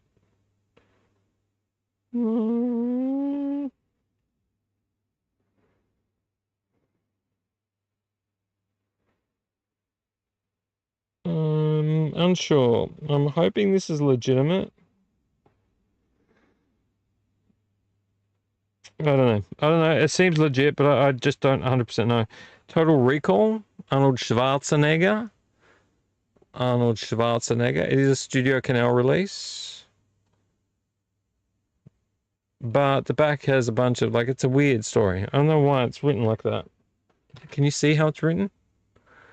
Roddy, can you fucking focus, Roddy? Seriously, you rotten boy. Just this red writing,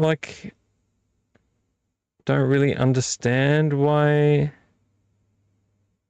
I don't understand why it's like that. And it's got A, B, and C as the region. Where's the region? On the front, it's got the region. Doesn't it? Wait a minute. Where do I see the region? Yeah, there. Region's just there. Right there. A, B, and C. It makes me a little bit sketched out by it.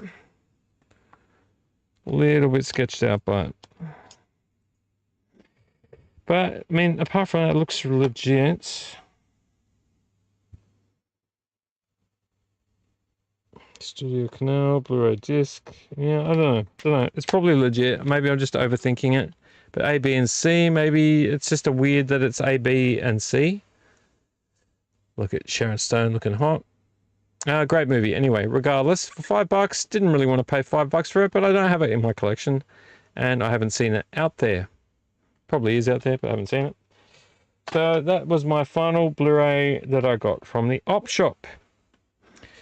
So now, let's move on to physical media from JB Hi-Fi.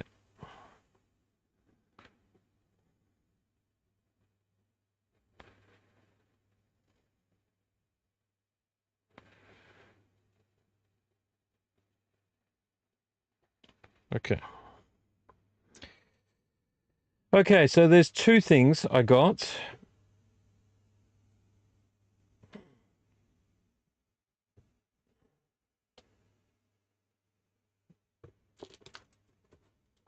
From JB Hi-Fi. Not at the same time. Even with the fan on, it's very hot in here. Have you guessed the movie yet? This movie here? One of my favorite movies. Look at this guy with the white hair. This guy. Come on, you know this movie. What's it called in America and what's it called in Australia? So the first one I picked up for the expensive price of $40 or $39.98 was the one I keep picking up and putting down. And that is Ginger Snaps. But it's not just ginger... Excuse me, it's not just Ginger Snaps. It's the Ginger Snaps trilogy. I've never seen Ginger Snaps before. Been very, very intrigued. Can you tell? Werewolves. It's the whole trilogy. And you know how I said I like doing things where I get something out of it? $39 really is $39 for movies. So you can split that 3 times. So let's say $13 each. 13 and 13, 26 plus 13, 39. Close enough. So $13 each. Ginger Snaps Unleashed. That's number 2. And Ginger Snaps Back, the beginning. So I wanted that in my collection. I've heard a lot of good things about Ginger Snaps. People love it. Or people seem to love it. So I wanted to have it in my collection. Yeah, finally, I finally did it. Let's put it that way. I did it. I did it. I just need to add it to the big pile of Blu-rays I need to go through. And this one is the biggest and the bestest of the ones that I've been looking for and picking up and putting down 100 times before I actually secured it.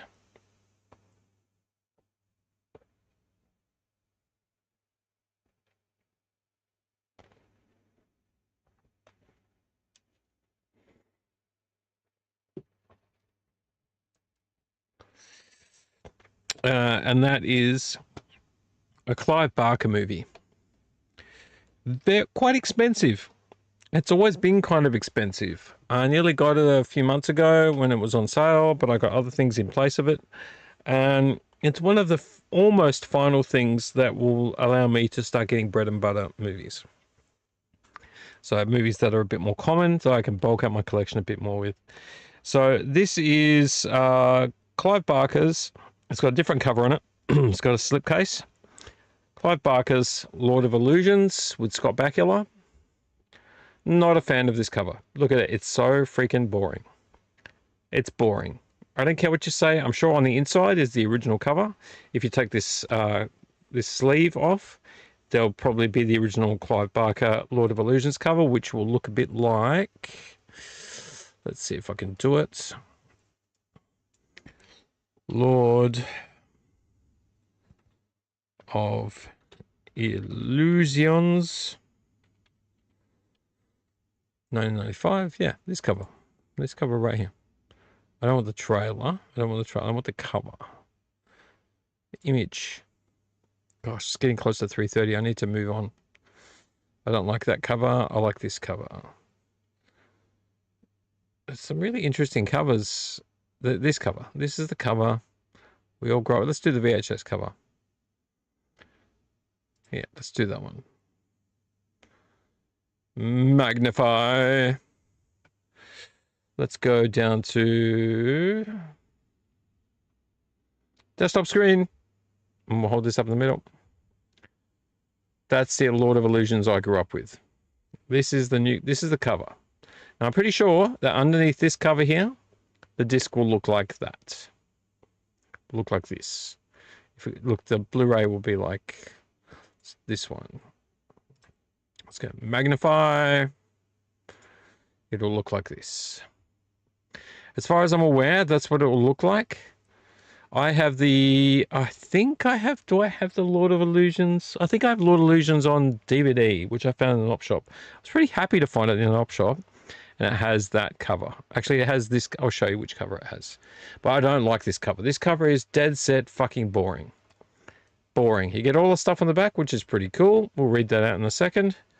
But this cover is boring as shit. Don't like it. They could have done a better cover. Maybe they could have done something a bit more like this one. Magnify. They could have done something like that. Yeah, that would have been nice on the outside cover.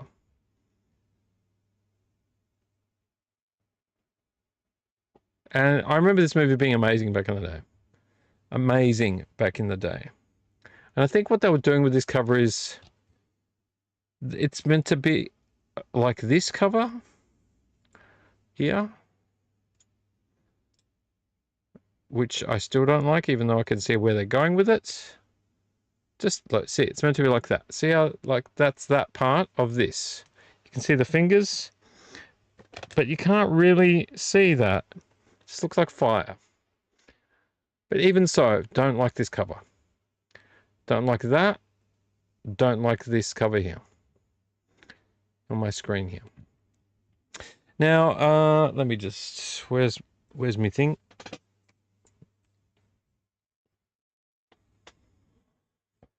Let's remove this. What I want to do is go...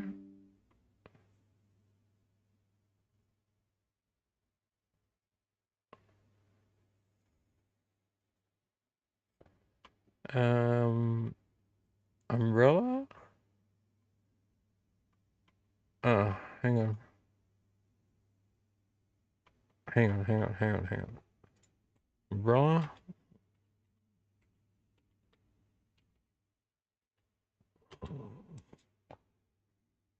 Okay. So, yes. Okay, cool. So this cover still doesn't really show. This is the... Let me show the image. It's as I thought it was going to be. So this is the umbrella. So this is an Umbrella Entertainment. I should have said that at the beginning. And I love Umbrella. Please don't be upset at me if you happen to watch this. I'm not bagging you guys out. I just don't like all of your sleeves. I appreciate that the outside's very interesting looking, but you can't see the hands. Doesn't look like hands. You could have like zoomed it out a little bit more, showed the arms, but this is what you're going to get, as I thought, because it tends to be this way. You get the cover, which is what I've got here. You get the inside Blu-ray, which looks like the original poster art. That's what I love. Now, I know this can't be that. You're not going to have the same on the outside as you have on the inside, but this image could have been like reduced to show us the original artwork. So that's what you're going to get with this. And I'm happy with the internal, like I'm happy with this part here. But what you could have done with the artwork is brought us this artwork here. No, sorry, I should have opened it. Make it bigger. Make it bigger, show the hands completely. Show the background being like the sort of cloudy lava-like sky. Show the hands, because you can't tell from this. They're their hands there. And then it would have looked a little bit cooler, though I don't think it would have been the first choice I would have given. Still, I am very happy with what I've got. Let's go back to Roddycam. I'm happy with this, though I don't like the cover. In fact, I remember for some reason the cover being different to this. I don't know why I remember that. But what you get with this, let me just take the glasses off again. You get the movies. So disc one is Lord of Illusions, the theatrical cut and the theatrical trailer. So on the first disc, you get the theatrical, the way the movie was in the cinema. And you get the trailer for that. Disc 2, you get the Lord of Illusions director's cut. Now that's what I'm interested in watching. The audio commentary with Clive Barker. The Damnation Game interview with SFX makeup artist Howard Berger. You get Mystery Magic interview with production designer Stephen Hardy. A Gathering of Magic making of featurette. Archival behind the scenes footage. Deleted scenes with optional Clive Barker commentary. Photo and conceptual art gallery, not as much into that, but it's kind of cool. Storyboard to film comparison, very cool. Teaser trailer, and a note from Clive Barker. So you get a lot of stuff on disc 2. But either way that you look at it, I'm very happy to have this, because this has been one of my wants, one of my need to get. And now I have it. So now I can focus on other things, because now I've noticed that they've done independent releases of, well, maybe they've always had them, but I haven't seen them before, of Friday the 13th and a few other different movies, which each will cost $40, but still, at least then I've got more options. So very happy to have that as my final Let's Get Physical Media. Very happy to have Lord of Illusions with Scott Bakula. It's a very, I wouldn't say it's a shocking movie, it's a very dark and fucked up movie. And if you read Clive Barker's books, which I've read many of them over the years, his books are... I was always surprised that they could put his books into movie form, because his books are fucked up. There's some fucked up shit that happens in it. Very fucked up. You know, the way that you put a Clive Barker... You're going to play it? Cool. The way you put a Clive Barker book into movie form, I have no idea. But they did the best they could in the 80s and 90s, and I think they did pretty good.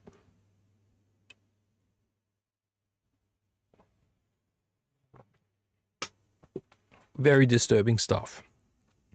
So Hellraiser was definitely one of them. You can see in the picture, my picture frame, you can see me moving the images. Very interesting. Okay, let's get rid of that. Let's get rid of that. Let's do a quick spot check on the channel. Be surprised if I have any live viewers. 0 live viewers. I'm not sure what's going on. Probably change this back to gaming just to try to get someone to log onto it.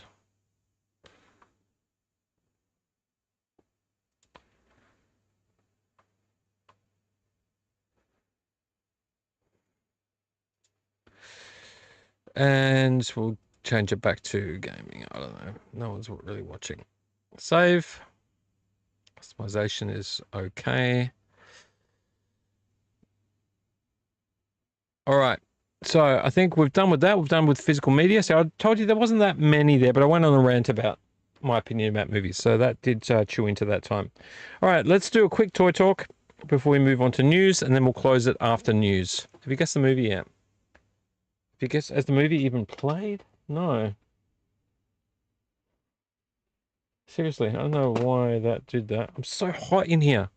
You see my face getting sweaty? I got a fan blowing on me. I don't feel like it's doing anything, to be honest. I don't feel like it's doing anything at all. It's getting hotter and hotter.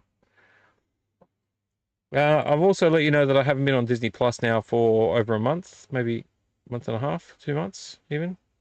So that's okay. Got lots of physical media up here, including bootlegs. Thank you, Disney. Bootlegs. You need to start selling stuff back to Australia and stop being stupid. Stupid.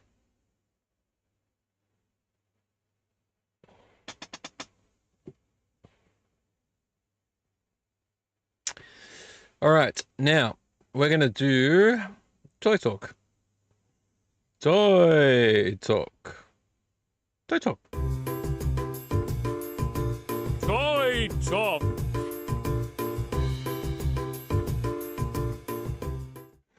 Not a very big toy talk today. Just got one thing to show you. Really, just one thing. I've got a big thing I didn't talk about, the Mad Max thing. We'll talk about that at another stage. I'm not ready yet. That's going to be a whole unboxing showing you stuff. But I went to Kmart with my kids because they wanted to go to Kmart to look at a few things. And while I was there, I found this. It's a Lego. It's Lego. It's Lego. I've got a couple of Lego things. I try not to collect Lego, even though I'd love to. A, because I don't have space for displaying it. And B, if I keep it in the box, I still don't have room to display it. And a lot of it's very, very expensive. Very, very expensive. Lego is very, very expensive. People that collect Lego, I respect you. I don't know how you do it. I don't know how you throw hundreds and hundreds of dollars at Lego, because I saw a... Oh, what did I see? I saw a chopper. I'm a huge fan of chopper. I got a few chopper from Star Wars Rebels and Ahsoka. I got a few chopper toys, but the Lego large version of chopper was way too expensive for me. It was like close to $200, maybe more. Actually, could have been $250. That's just one toy that I may or may not have built. Because I'm an in-box collector, I tend to keep things in box or in packet or on card. I can't imagine taking it out and building it. If I had this room double the size and I had glass cabinets everywhere, certainly that would be something I might consider. Dustproof, in a glass cabinet, have it displayed, look really cool. I don't have that kind of space. I really, really don't. Ultimately, it's just something that I just ignore. I go in, have a look around, I take photos occasionally. I'm really interested in them, but I don't really want to invest the time and the money into Lego.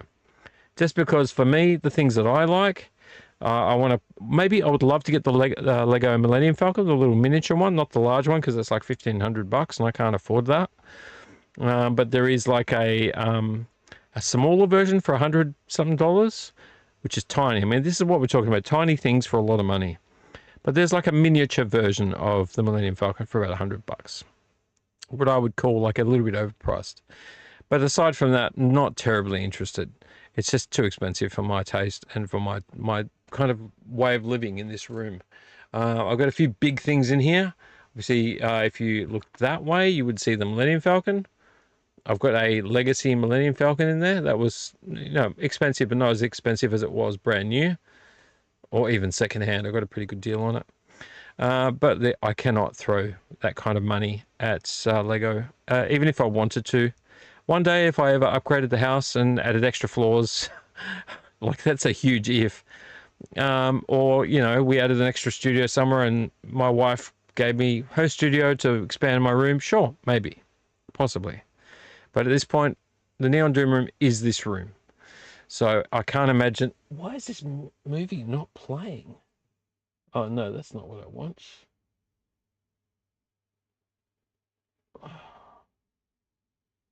I don't understand what's happening right now.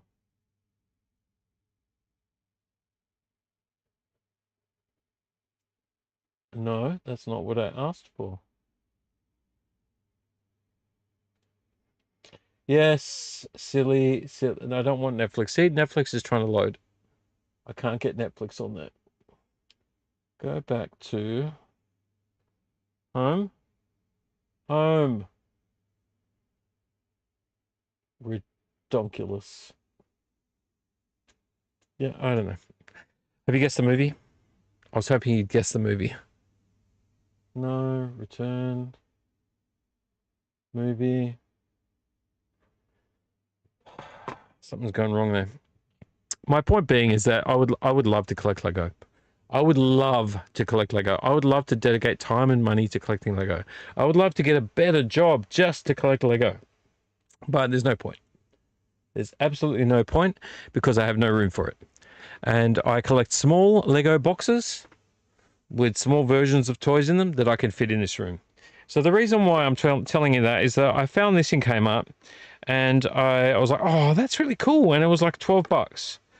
But every box I picked up had a security sticker on the front. And I was like, I do not want one with a security sticker on the front because I'll guarantee you I'll go to peel it off and I'll rip the box. So Kmart, for the love of fucking God, stop putting security tags. I get what you're trying to do. I get it. Choose the side of the box that has mundane information on it that no one gives a shit about, or choose the back. I mean, preferably not the back. Underneath, where the barcode is, on the side, you can hear it rattling, or on the side where you get that useless information with the 0 to 2 years of age, baby face, blah, blah, blah, and put the security tag on that. But I thought if I dig, because there was at least about 15, 20 of them in there, if I dig back to the back, I'll find one without a security tag on it, because people get lazy. They're like, I'll tag the first 10. Dug back, and of course I found a few of them without security tags. So I picked up, being a Mandalorian fan, just play the movie. Seriously. I don't want to give away the movie. I just want you to play the movie. There we go. I picked up this. It's tiny. It's tiny, but for $12, and this tiny, it feels like nothing's in there. Feels like nothing in there. But you get the Mandalorian, and you get Grogu in his tiny little form there, and you get his speeder bike. The speeder bike is very basic, but it looks good. And I wanted it in my collection. But what I didn't want was the security tag on it, because the security tag looked horrendous, and they put it right on the front. But for $12, man, I'm pretty happy with that. It's not coming out of the box. It's going to go with my Mando collection. There he is on the side. This is the side they could have put the sticker on. They could have put the sticker like they did with this white one under here. They could have put the security sticker on here. But no. They put it right. That's the back. Still very cool looking. They put it right on the front. And they covered over the 58 pieces, or some of them had the Grogu and the Mandalorian covered. Horrendous. Don't do that, please. And I find other stores doing things like that as well. And I tell them when I'm in the store, you need to stop doing that. You need to stop putting stickers over these things because people collect them. Somebody might unbox it. They'll probably keep the box. Maybe people collect it and don't unbox it. I do not unbox my stuff for the most part. That's going to go up with my other Mando stuff up there. I've got quite a few Mando stuff. I've got Mandalorian's M1 Starfighter. I've got the Navarro Cantina. I've got some Pops. I've got some figurines. I've got some other Lego up there. I've got a Razor Crest model kit unopened. Got the Razor Quest Micro Galaxy. I've got a bunch of stuff. I've even got the Mandalorian perfume bottle unopened up there, including a bunch of Black Series figurines. But yeah, don't put stickers on the front of your boxes. And I've told JB as well, when they do them on right where people buy, like, stop it. Stop doing that. If we peel it off and it rips the cardboard, it's useless. We will open the packet and we'll display it, because inbox collectors like to collect things in box. You need to stop putting stickers on the front. Security tags, you know, like 50% off stickers, things like that do not belong on collector's items. You need to stop doing it. You know what you're selling. You know what you're selling. You're selling high dollar value collector's items. Not just Kmart, JB Hi-Fi, EB Games. I'm not saying they're all doing it all the time, but when I see it, I say stop doing that. You need to stop doing it, because why would you do that when you're obviously selling at a premium, because you know it's a collector's item, and you slap a big dirty sticker on the front that's been there for 3 months, it's not going to come off easy. And we're lucky if it comes off without ripping the packaging. So please stop doing that. So I just picked up that. So all I've got for toy talk today is just this Lego Mandalorian and Grogu's speeder bike. I think it looks really cool for a really basic micro kind of looking thing. At least I get the Mando. I get Mando and I get Grogu, and I get the speeder bike. And it was $12. $12 is nothing. $12 is nothing. I think that's cool. Am I going to open it? No. I'm not going to display it because I don't have the room for it. But it will go up with my other Mando stuff up on the shelf that you've seen behind everything else. So that's that. All right. We've shown you everything we've got currently. We're going to go. We've got no mail. We've got no mail. So we're going to go to news. We're going to go to news. And that's only if I can find news. Really? News is the easiest one to find usually. Oh my god. News. News. News. News. News bumper. Okay, cool. Let's go to news. Have you figured out the movie yet? Have you figured out the movie yet? Let's go to news. News bumper.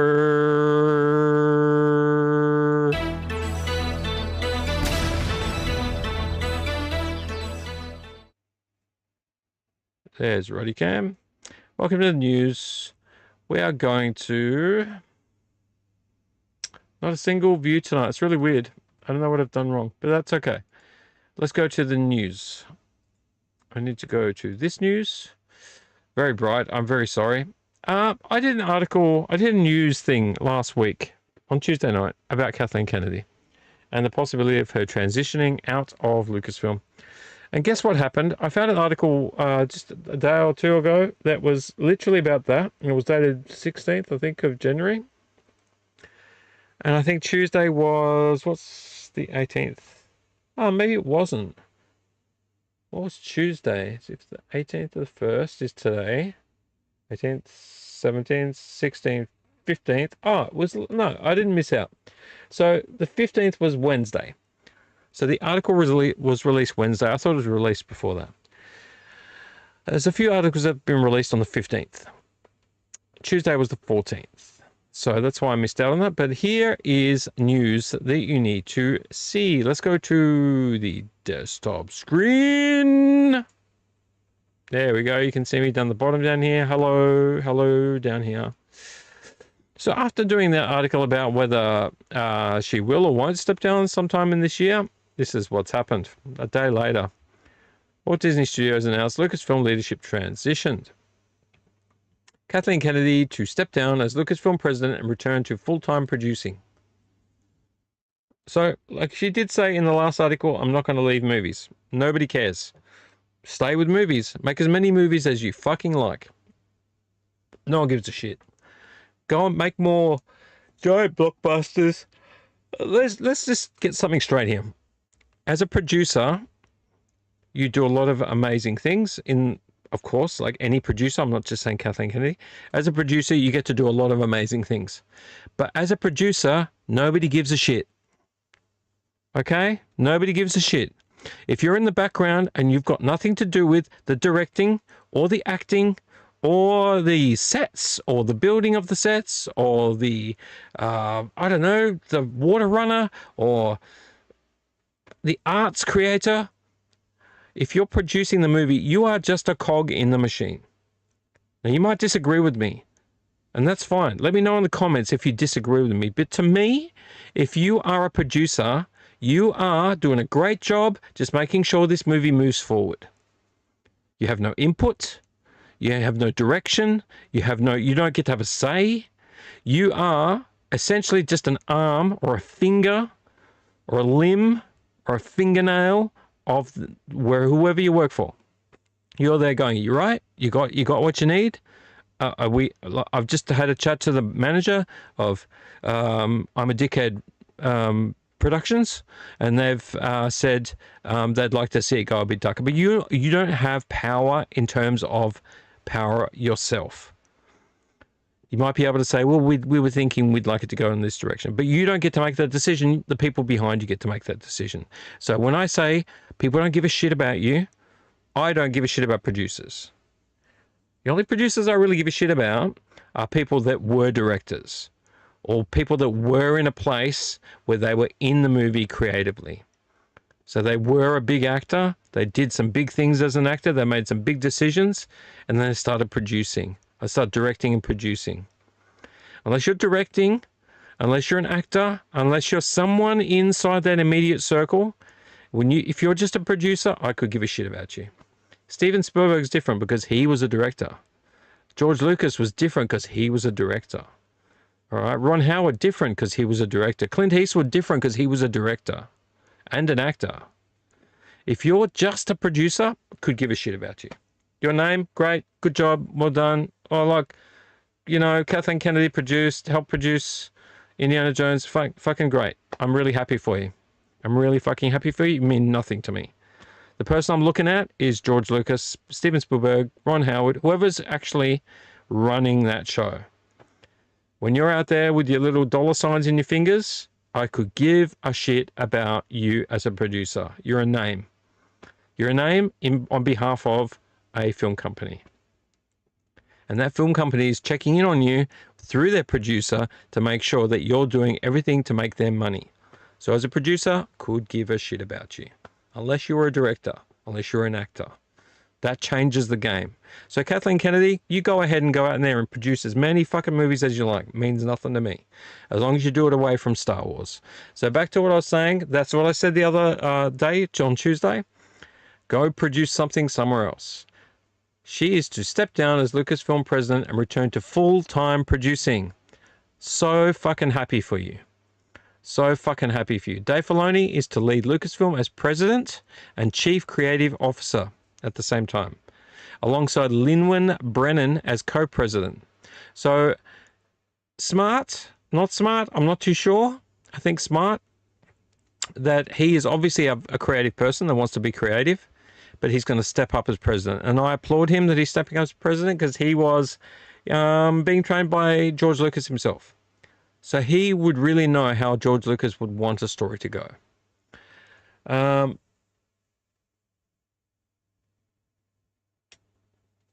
He would essentially, if you think about it, would be doing things that George Lucas would want done. And maybe, who knows, as president and chief creative officer, maybe he will bring George Lucas back to help oversee a few things. I mean, it's a long shot, but still.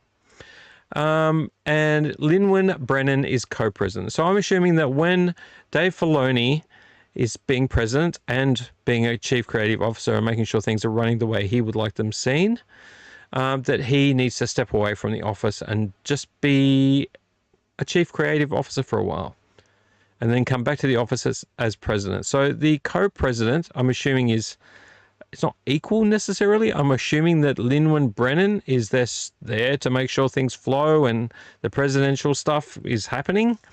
and that is being managed correctly. And then when he steps away, she would make sure that things are happening under his name.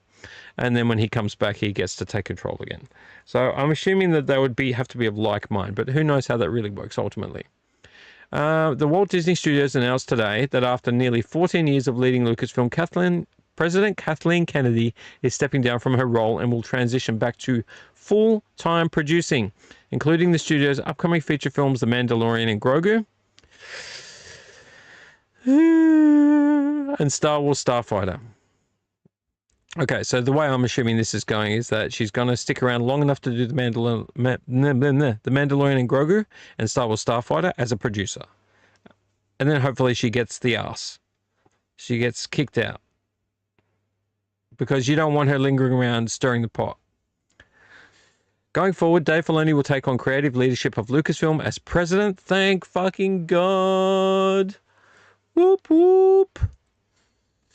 With each having, as president and chief creative officer, of Lucasfilm, and Lin-Wen Brennan will serve as co-presidents. Lucasfilm. With each having held senior executive roles at the studio for more than 15 years, the two will report to Disney Entertainment co-chairman Alan Bergman, and their close collaboration will carry Lucasfilm into its next chapter of storytelling, with a strong foundation of creative vision and operational leadership in guiding the studio forward. When acquired Lucasfilm more than a decade... Let me start again. Let me have a sip of beer.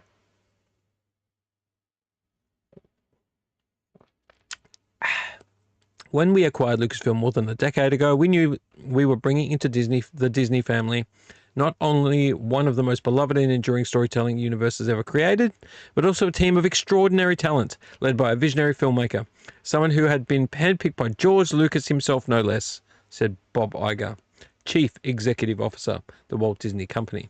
That's a long title. You need to shorten that.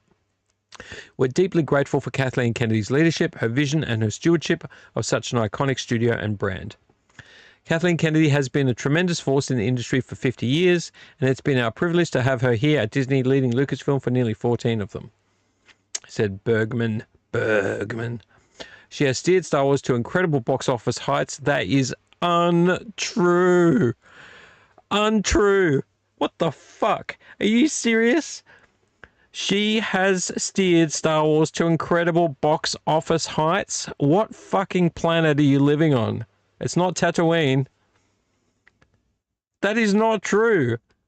There have been box office failures. Flops.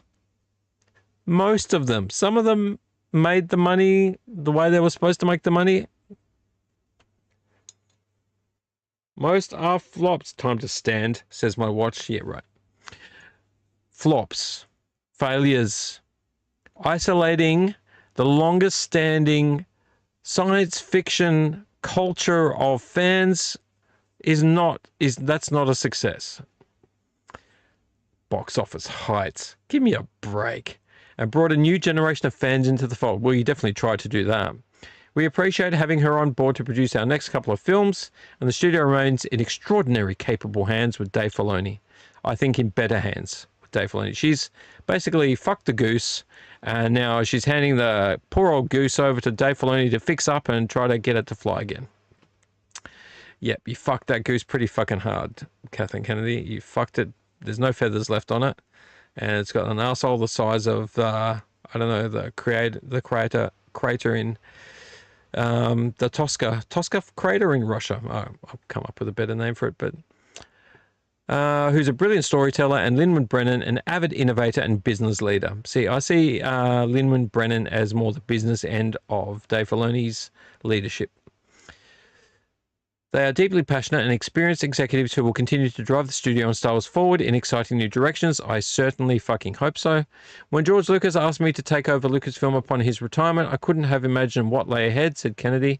It has been a true privilege to spend more than a decade working alongside the extraordinary talents at Lucasfilm. Well, what you did in the last decade is you invented about 50 films that never made it to light.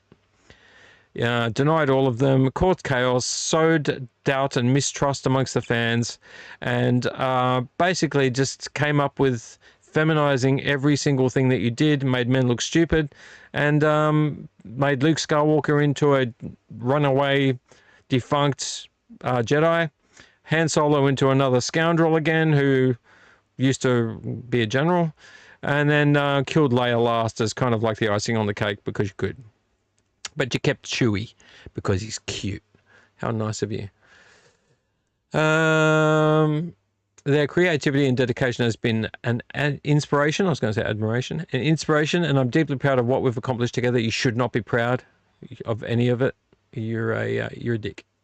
I'm excited to continue developing films and television with both long-time collaborators and fresh voices who represent the future of storytelling. There is her stupidity right there. Hello, I'm a stupid person. My love of storytelling was shaped by the films of Kathleen Kennedy and George Lucas, said Filoni. Well, maybe I think he's being diplomatic. I think he's being very diplomatic. I guess as the new step in to president, he's going to have to watch his words now. So I don't believe he's actually meaning that. But my love of storytelling was shaped by the films of Kathleen Kennedy. Yes, maybe early Indiana Jones, possibly, and George Lucas, said Filoni. I never dreamed I would be privileged to learn the craft of filmmaking from both of them. From Rey to Grogu, Kathy has overseen the greatest expansion of Star Wars storytelling on screen that we have ever seen. That, my friends, is a diplomatic and political response. And I don't believe it. I don't believe what he's saying. She is not, and she didn't. I am incredibly grateful to Kathy, George, Bob Iger, and Alan Bergman for their trust and the opportunity to lead Lucasfilm in this new role. Doing a job I truly love. May the force be with you. I do believe he is truly in love with the role and what he does. I do believe that. I do believe that 100%. Lucasfilm has played such a meaningful part in my life, said Brennan. That's, by the way, Linwin Brennan here on the right, and obviously Dave Filoni on the left with his cowboy hat. Such a meaningful part in my life. It's a community of inspired storytellers with a rebel spirit like no other, and I'm honoured to join Dave Filoni in leading us forward. I have been so fortunate to learn from George Lucas, Kathleen Kennedy, and Alan Bergman, and have unwavering faith in Dave's creative vision for the next chapter in this storied studio's legacy. I'm glad she believes in Dave Filoni, and Dave Filoni needs to take some bold steps forward because he cannot live in Kathleen Kennedy's shadow. That is something he cannot do. He cannot live in her shadow. He needs to go, okay, I've been diplomatic, I've been polite, I've been nice now. Thanks Kathleen, thanks everybody, thanks. Oh, you're leaving now, Kathleen? Okay, bye. Let's change everything. Let's get her back on track. All right, she's gone now. She's left the room. She's not listening. Okay, let's fix everything. Filoni joined Lucasfilm in 2005 and has played a pivotal role in shaping the creative direction of the Star Wars universe, working closely with George Lucas, which is a good thing. Filoni was instrumental in establishing the company's animation studio and has since expanded the franchise into new and compelling territory. His storytelling contributions span acclaimed series such as Star Wars, The Clone Wars, Rebels, and The Mandalorian, earning multiple Emmy Awards and nominations. Filoni currently serves as showrunner for Ahsoka, now in production for its second season, and is teaming with Jon Favreau on The Mandalorian and Grogu. Brennan has been with Lucasfilm since 1999, beginning at Industrial Light and Magic, where she rose through the ranks to become its leader in 2009. That's cool. She was appointed General Manager of Lucasfilm in 2015 and President and General Manager of Lucasfilm Business in 2024. During her tenure, she has guided the company through transformative technological shifts with a clear strategic vision and a commitment to innovation, sounded Canadian for a second, and her industry leadership has been recognised with a Lifetime Achievement Award from the Visual Effects Society, say that right, and the honour of Commander, what is wrong with me? And the honour of Commander of the Most Excellent Order of the British Empire. She's British, is she? She's British. There you go. Since being named head of Lucasfilm in 2012, Kennedy has guided a new era of storytelling, expanding Star Wars and Indiana Jones. Wait, we're back to Kennedy? Expanding Star Wars and Indiana Jones. Indiana Jones was a flop, mate. While championing bold creative directions and exciting new voices, she oversaw the record-shattering release of Star Wars The Force Awakens. Well, The Force Awakens was going to be record-shattering. It's the only thing that was. The first in a new trilogy of billion-dollar Skywalker saga films, as well as Rogue One, a Star Wars story. I will say Rogue One is a good movie. Rogue One feels like a Star Wars movie. I don't know how she managed to make that one feel right. I think she just surrounded herself with really good people. But Rogue One is a very good movie, which also grossed over $1 billion worldwide and led to the creation of the Emmy-winning Andor series.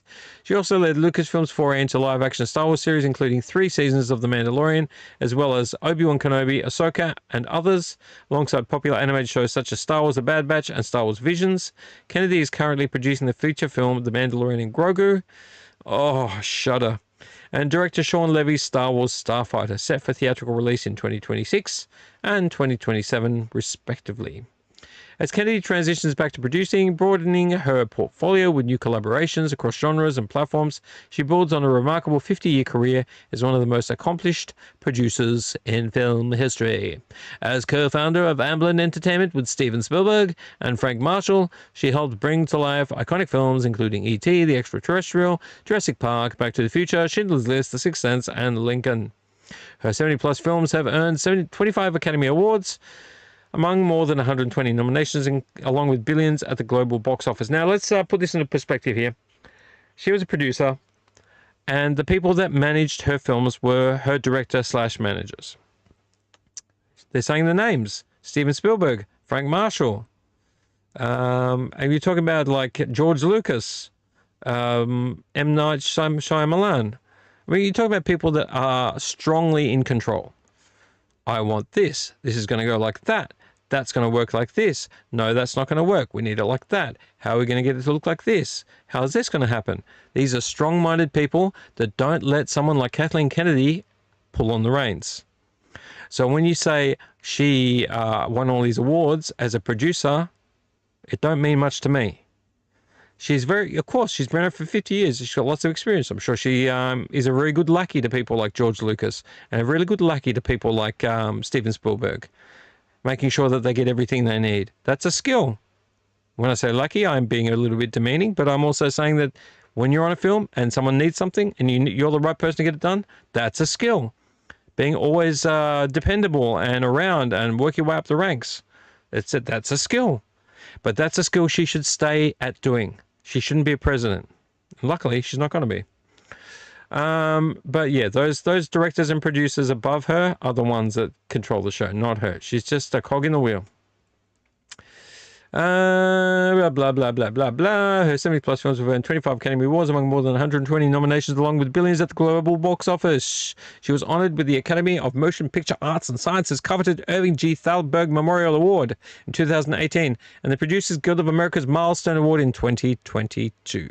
Good for her. Ultimately, she was a good producer. Should never have been president. Yeah? And if she was going to be president, she should never have came into presidency by becoming opinionated in terms of everything's going to be about girls. The boys are going to be stupid. Star Wars is going to go in this direction. Stupid Star Wars stars. Stupid Star Wars fans. Stupid Star Wars fans. No one likes Star Wars fans. Fuck off the Star Wars fans. Who cares about the Star Wars fans? We need new Star Wars fans. Fuck them off. We're not going to keep them.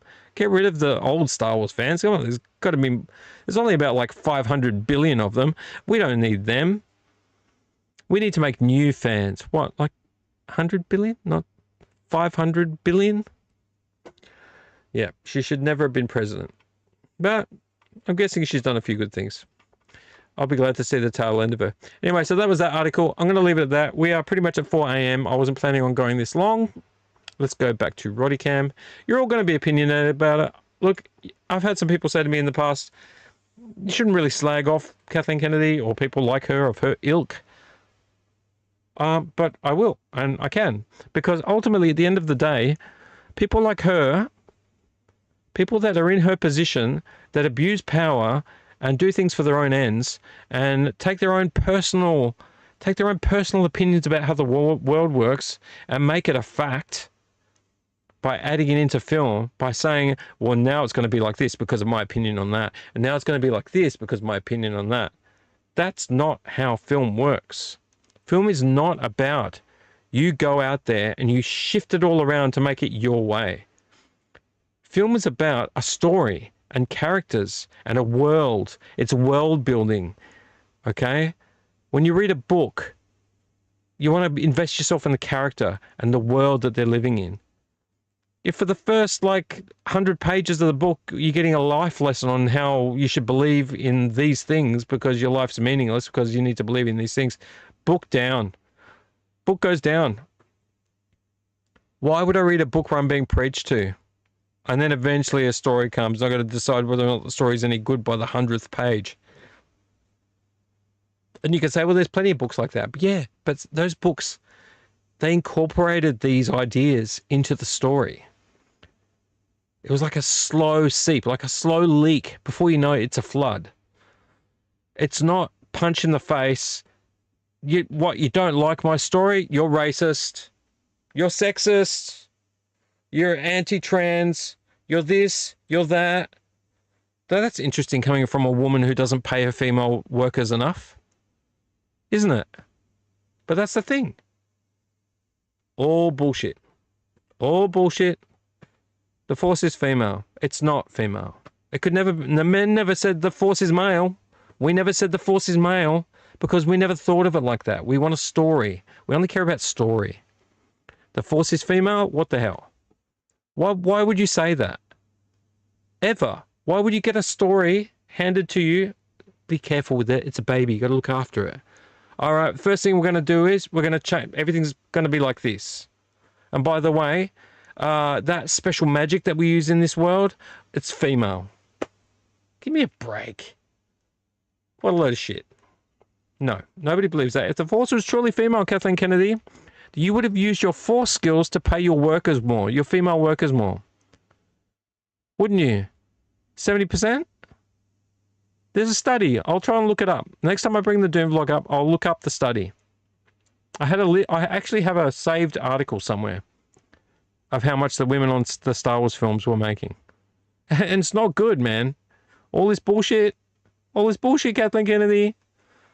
And what, you can't even pay your lady workers, your female staff, your co-workers, your sisters from another mother. That doesn't really make any sense. You can't say one thing and do another. That's why I don't like Kathleen Kennedy.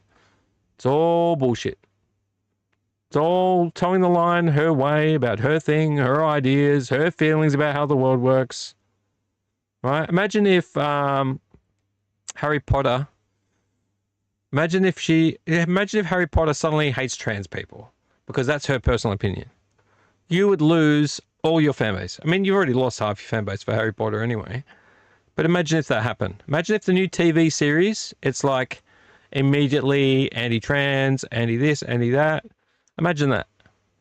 Imagine you turn on all your fans and you'd be like, nah, fuck you. We don't need you. We want new fans. We want new fans and only 10%. We don't care about any of the other stuff. You lose your whole base of fandom. You'll lose your whole audience. You'll lose people at the beginning of a TV series. Having opinions is great. Putting them in a story is fine. Making your characters any background they want to be. You want to have your characters any way you want to do it. But do it as part of the story structure. Make it believable. Make us invest in them. Make us believe in them. We don't need to go down a political route. We don't need to be bashed over the head with a movie and then try to figure out if the movie has any merit at all. That's why I don't like Kathleen Kennedy. Anyway, the sermon is over. I'm going to leave it at that. It's BZ in the Neon Doom Room. I'd like to thank you very much for listening. No one was watching, but let's see if there's anyone left. Hang on. Let's figure this out.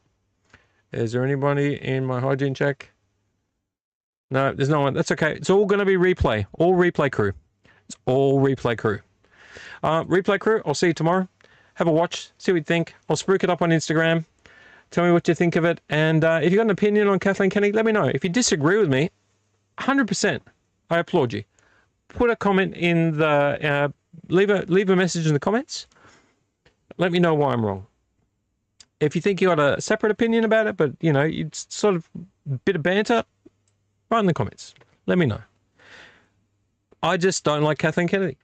I watched everything around me to get destroyed because of Kathleen Kennedy. She did some good things, but she also messed up. She also messed up a lot. Have you guessed the movie? Can I tell you the movie? What's the movie? Can I tell you? I'll show you the movie. I don't like this cover, but I've got this on VHS as well. You guessed the movie? Dolph Lundgren, Dark Angel, also known as I Come in Peace in America. There you go. All right, guys, I'm going to get some Irish salad into me and leave it at that. We've shaken the boat a little bit, but look, everyone else has already pre-shaken the boat. People have already, you know, upset everybody by having opinions about Kathleen Kennedy. Kathleen Kennedy's upset half the world already by being herself. So I'm not terribly worried about somebody hating me for an opinion, but just know this. I support all of you. If you want to be in a movie, you want to be an actor, you want to be a character, you want to be whatever your background is, I support that. What I want to see is a good story. That's all I ever care about, is a good story. And not one person's idea of a good story. Get good writers, good stories, good characters, good world building, big worlds, in-depth worlds. I'll leave it at that. All right, guys, time to leave you here. BZ in the Neon Doom Room for another episode of the Doom Vlog. Don't forget to cradle your cats and bathe your banthas, for crying out loud. Bathe your banthas, they're smelly. I love you. Leave you. Pat your mum for me and say goodnight to your dog. And have a good one. BZ, out of here. Love you. Leave you. Bye.